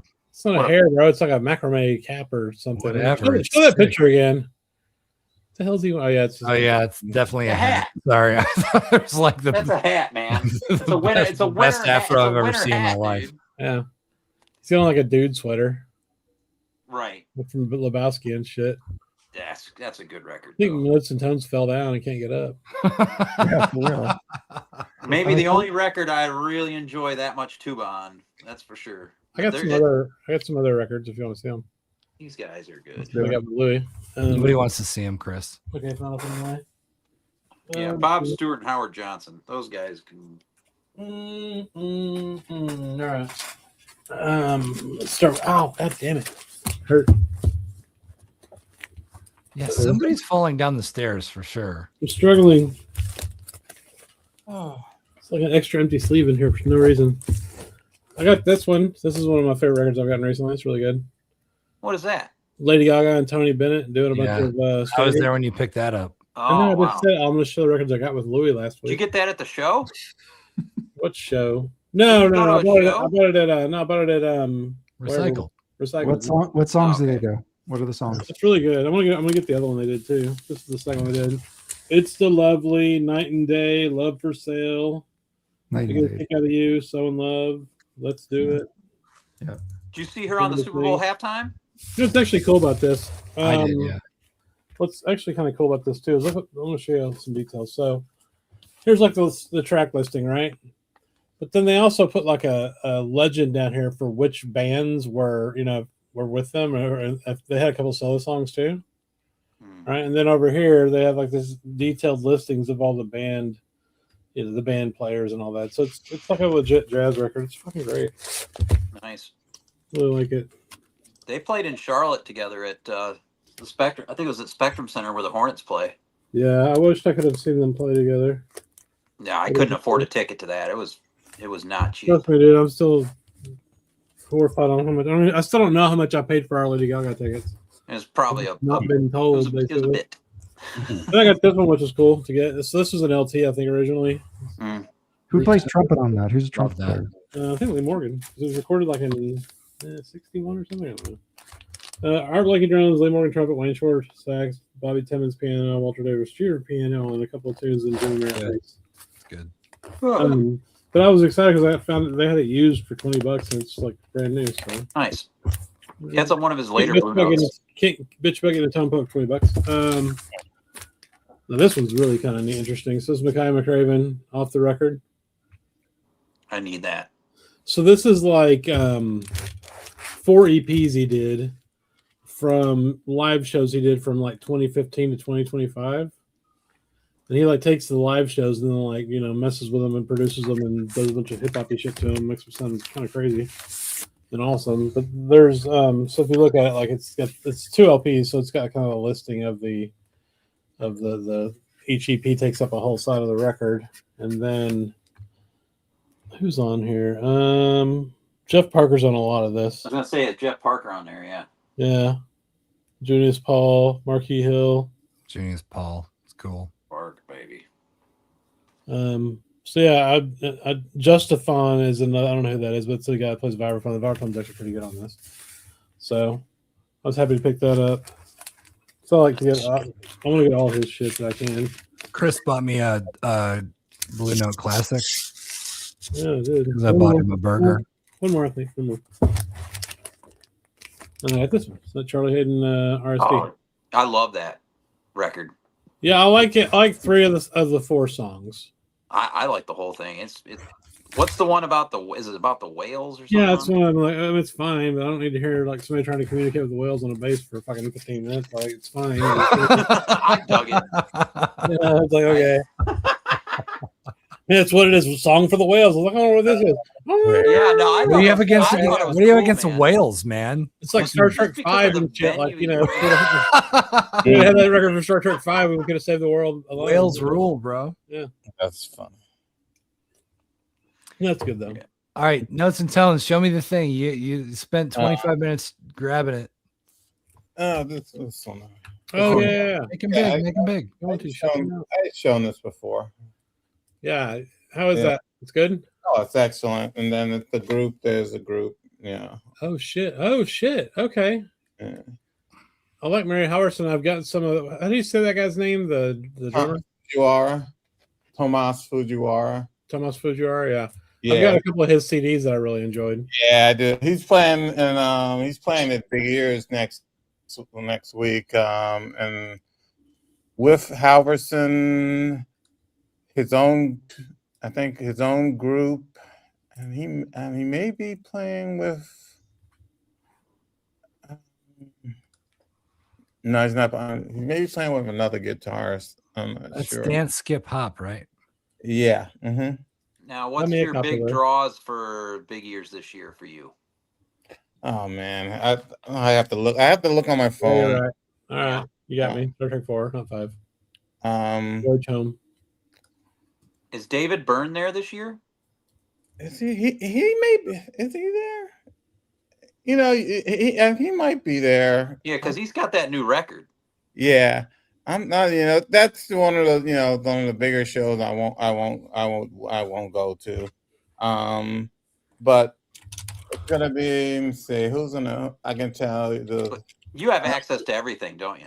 Yeah, I'm gonna see Halverson. Mm-hmm. She's playing. They're doing like a lot of. I guess John Zorn is like one of their like artists in residence. Okay. So there's a lot of John Zorn that's happening. They're even showing like some John Zorn films, documentaries. I think. So I'm gonna check it. One of them out. Miles Ozaki is playing in a number of groups. He's playing and his group, and he's doing his solo monk performance. That'd be cool. At least I think 2 times there. Gosh, who else? I'd have to bring up. I've got it all on my app, like on the Big Ears app. And there's some of the other guys going, right? Yeah, CJ is going. Lawrence. Yeah, Lawrence. Yeah. Maddie's friend Brooks is going. Yeah, shit, Brooks. Oh, yeah, cool. yeah. When is this? Starts next Thursday. Oh shit! Okay, I guess I'm not That's it's almost here. Yeah. Sweet. Knoxville. Yeah. Who else? It's just like a jam-packed schedule. Well, if you are going, we do have a Discogs channel just for that show. So really, yeah. Oh, I like that. That's Mike's like, I never looked at it. Yeah, I'd love to. It's not far. I could drive there. It's Knoxville. Do it. But it's not a cheap ticket anymore, and getting hotel is the thing. Yeah, that maybe that that's probably the hotel thing. I mean, the ticket thing. Considering Yeah, you how have much access to everything. how much music you're gonna see. Yeah. It's fine. It's fine. I think it's a fair price. I know last year I think CJ stayed like outside of the area, but it's just best to stay on in the main downtown area because you can go from show to show, and then when it's over, you just go back to your hotel because everything's basically in walking distance. Yeah. So and then like I just like the fact that it's like churches and other venues. You just walk into a different thing all over town, and Mike, right there. Did you say John Zorn's playing there? But is it like a tribute to him? Did you say? Well, there's a tribute, and he's like an artist. I guess he's there. They have these certain every year they do with certain artists. They're like artists in residence. Like last year, I think Tayshawn, he was one, and someone I want to say, without Leo Smith was, wow, or VJI, I'm not sure, one of them or both of them were, and so hold on, Wadato Leo Smith, is that the trumpet player? Is that the same as Leo? Okay. Yeah, yep. And so I'm gonna see basically Zorn's gonna be playing with Masada, the original Masada group, and the most recent version of Masada, the quartet. Well, the most recent version isn't a quartet, is it? No. What is Masada? It's a group. It's a quartet. It's it's a sort of. The first one is really, sort of Ornette influenced. Okay. I don't know much about John Zorn, so apologies for everybody watching. His discography, he's one of those people sort of like Braxton. Their discography can just be like overwhelming. Yeah, it's pretty immense. There's a few I've been trying to find forever. Like I've only ever seen Naked City in a record store once. Yeah, so, on the wall. I have Naked City on CD. I haven't seen the vinyl in a while. I want Torture Garden. That's the one I really want. So the Masada group the idea is to put Ornette Coleman and the Jewish scales together. So he used Hebrew titles. Zorn's Masada project. I'm just trying to figure out what it is. So it's influenced by a couple of different, I guess, schools of music, including, I guess, Jewish culture, radical Jewish culture, and Ornette. And they have, so he's composed 613 songs for this group. Yeah. So and he should know about it. Yeah, he has his own label. And where he put out this whole series where other musicians got together and played his compositions. Like there's one with I want to say it's a trio with Christian McBride, Tayshawn, and I can't remember who else off the top of my head. And Chris Davis is on there. I mean, his label is amazing. It's just amazing. Just the whole the scope of what he has produced on that label, where he's not playing. Is it this label? This Satic? Yeah. Mm-hmm. Okay. Yep. U.S. record label from New York City, John Zorn, and I mean, looks like he has a lot. Over 1,000 entries on Discogs. Yeah. Cool. Yeah, that's pretty prolific stuff. So, Dave, are you into this stuff? Some of it, it's not easy to find. You're never going to find Zorn records in Charlotte. So if I need it, I found this one at WFMU from the guy from Mind Cure from Pittsburgh. This is a couple of years ago. I got this one. Yeah. And there's a lot of the players that guys are talking about in the comments are on this, like Bill Frisell, Yeah. And Bobby Previtt's on drums on this, so I really dig Bobby Previtt. Yeah. There's an appearance from John Leary on this. Ronald Shannon Jackson's on drums on some of this. Yeah, that's on Nunsuch, isn't it? Yeah, it's on Nunsuch. Yeah. But it's Yeah, no, that hey, it's good. It's good. There's the really those couple records I mentioned I've been looking for forever. They got really cool covers, and the music's Torture Garden's kind of out there. It's not my favorite stuff, but I'd love to find that record. I just never see those records. Never see Zorn records here, and it's weird because they're like you're talking about. There's such a massive amount of stuff. Is Zorn in Jazz Now and Jazz? Did he get a inclusion? I can't remember if he's got an entry in there. I think he must have something. Did they pick Shape of Jazz to Come for the Ornette title? Shape of Jazz to Come.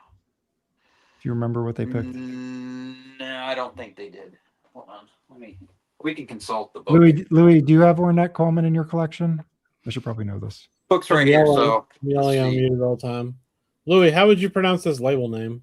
What label? They have your Tristano in here, Mike. Actually, I have to go.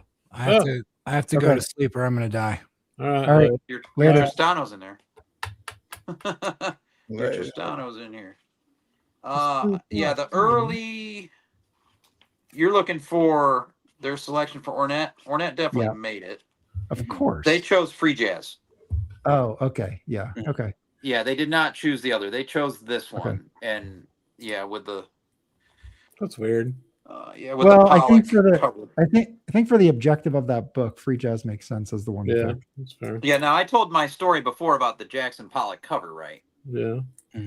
So I was in Bop Shop in Rochester a few years back, and I don't have this record, and I still don't, which is odd. But I just always find like later reissues and pass on them. But I was in the basement of Bop Shop, and I pulled out a copy, and it looked to be an original copy. So when you find something downstairs, you bring it upstairs, and normally they don't have prices on those records, and Tom will price it for you. So I had maybe 3 or 4 records from the basement, and he's gone, and he put that one, picked it up, looked at it. He goes, you can't afford this one. And I'm like, what do you mean I can't afford it? I figured it was $100. Do you know what I mean? And I was willing to pay $100. He goes, it's signed by the artist. And I'm like, really? He's like, yeah, right here. And he showed me. I was like, oh shit. It wasn't signed by Ornette. It was signed by Jackson Pollock. Oh shit. Weird. Yeah, and he's like, yeah, I've been meaning to put that on the wall. That's so cool. Damn it. I don't know how much he sold it for, but I would love to know the story. More than, I'd love to know the story of the person that brought that to Pollock for the signature. Like, what was the circumstance there? Yeah, who knows? But it was just sitting. It was sitting bare-assed without a sleeve in the basement on a shelf. That's cool. Yeah, it was just down there in the basement on a shelf. Yeah. And I'm like, holy shit. So I did not get that record, and now it's like, now I want to find an early copy again. Of free jazz? Right, Roberto. I have a speaker. I think I have a speaker's corner of free jazz, which is fine for me. But I have the org. Yeah, double. I don't have that one yet because it looked weird, so I said no. I haven't listened to it, so I need to listen to it. It's the thing is, honestly, I haven't spent too much time with it, but it's like 2 quintets, one in each. Like they're both playing like free improvisation, but totally separate channels. Like is it 2 different sessions? I think it's 2 different sessions, and they play them simultaneously. Yeah, when did that record come out? Because that Pollock story, 1962. Yeah, the Pollock story is made up. Oh, okay.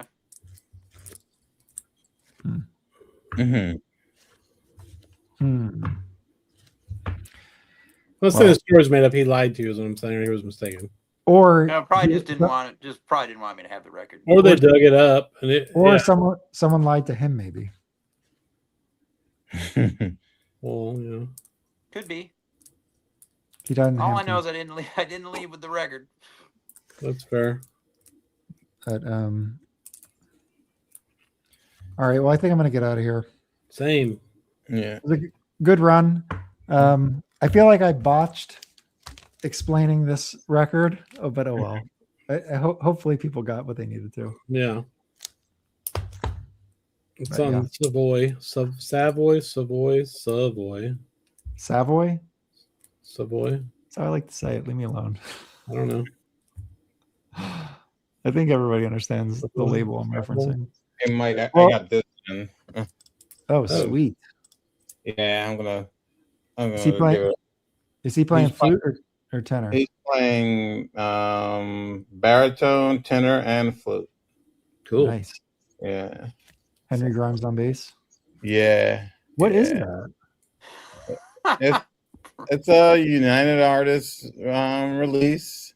Sounds And, just songs from associated with movies. Oh, show tunes? No, I think movies. Yeah, movies like Moon River, Tonight from West Side Story. Is that an original or is that a reissue? No, this isn't. This is a reissue. Okay. But I'm trying to get some. Some more Jerome Richardson in the collection. Just damn, originals of this are not particularly cheap. So this is the original mono. You can get one for $60, but it gets pretty high. Oh, really? For a mono of it. Well, Jerome Richardson's new jazz titles are like original pressings of those are like they're like $500. So his stuff is sought after for sure. I've got a sketchy reissue of one of them that sounds pretty good. I don't think I have him in my collection. Somebody put in the comments, get someone from Rick from Pawn Stars out there. Yeah. That's great. He would just call that dude. He'd be like, what would he say? I need to call somebody. Yeah, let me call in the time to call in the expert. Yeah. So apparently Jerome Richardson, I'd have to double check and click in because those are both kind of two generic names. Is he on this? Let's see. Yeah, so he plays tenor and flute. So I have him on a few records. Yeah, he's on a lot. It's like one of the I always like think of him as like one of the great utility men in jazz. He's always he can play with anyone. And he plays a variety of horns. So Is he on this? He was highly thought of. I mean, I saw him once. Plays tenor. I got to revisit this. And he was when I saw Art Farmer at Sweet Basil, and he was playing that night with him. Oh, cool. I thought it was going to be Clifford Jordan, but Jerome Richardson. Yeah, that's not. Have you seen Clifford Jordan? Have I? No, I did. No, I have not. Nope. No. Did not. I like that Strat East record. Oh yeah. Well, he does. I think he has two. But yeah, the Glass Bead Games. Yes, man. Because they're. Oh yeah, it's great. Is that a tribute to not just John, but to a Love Supreme, or no? I think it's like. I could be wrong, but I think each track is dedicated to somebody different. Well, it's also part of the Dolphy series, right? That they did. Yeah. Yes, it is part of the Dolphy series. That record's beautiful. But they chant John Coltrane, I guess, like a Love Supreme. I never made that connection. That makes sense now. Yeah. Yeah. No, the John Coltrane thing is a song that but didn't Bill Lee write that song on that record? Maybe. Maybe. You're right. That's even cooler. He played bass, right? Yeah. Yep. Yeah. Mike, what was that one that they just did for RSD? The Bill Lee record. That was a good release. That's Descendants of Mike and Phoebe. Yeah. Yeah, man, that's a good record. Yeah, I thought I wouldn't like it for some reason, and I really enjoyed it. That was my favorite release for that RSD, and they did a great job on the packaging and everything. And yeah. Are they doing anything for this RSD for like that? Strat East again? I think they are. I think there is a Strata East title. I can't remember what it is. Yeah, there is. I just can't remember. Is it a Tolliver? I don't remember. I really can't don't remember what it is. There's a lot of jazz this time around, isn't there? Yeah, there always is now. Yeah. Well, because Zev is prolific now. I mean, the man's. Are you trying to look it up? Machine. Yeah, kind of. You're Does anybody know which Strata East is coming off Record Store Day in the chat? Yeah, because I can't remember. I looked at that list so long ago. I think I wrote down what I was interested in somewhere. It's got to be here somewhere. Is this it? No. It doesn't say anything, but I don't know. Maybe we're wrong. Maybe it's not coming out. No, it is. Right Now and Then, Charles Tolliver All-Stars. It's Tolliver. Yeah. Oh, right. Yeah. Right. Yeah. Coltrane's got an unreleased thing. The Tiberi, is it the Tiberi tapes or something? Yeah, something like that. I think this. Yeah, but it's just a preview of the record to come, right? Right. It's like a 45. It's like a 45 RPM. Yeah, I'm not going to buy that then. Or maybe it's not. It might be a regular LP. I forget. What is it? It's Which this. They have tapes of somebody who recorded Coltrane in the clubs.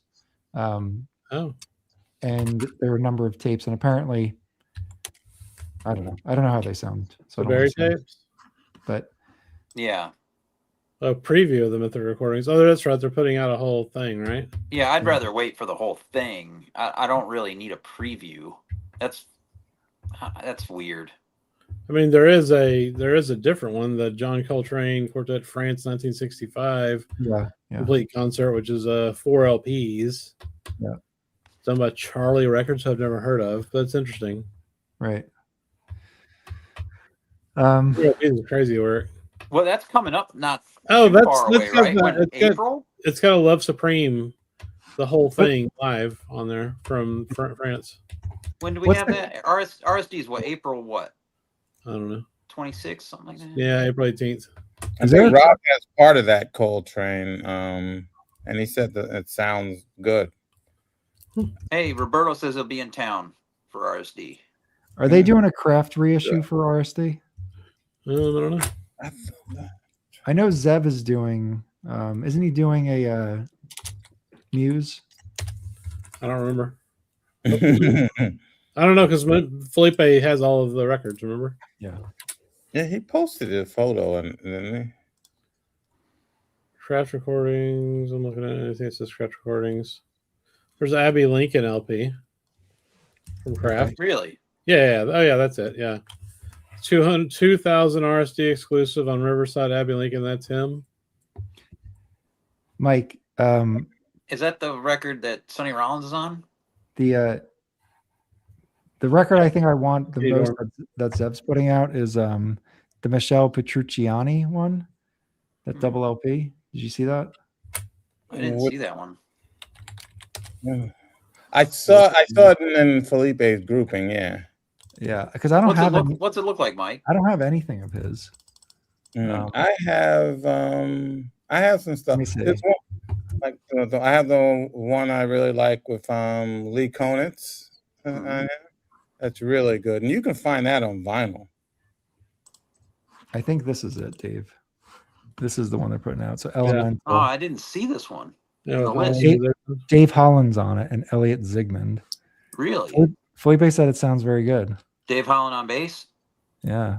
No, he's playing piccolo. I feel like this is the one. Playing tuba, Dave. You won't like it. Fair enough. All right, guys. I'm going to get out of here. Good catching up with y'all. All right. See you guys. Later, guys. Bye.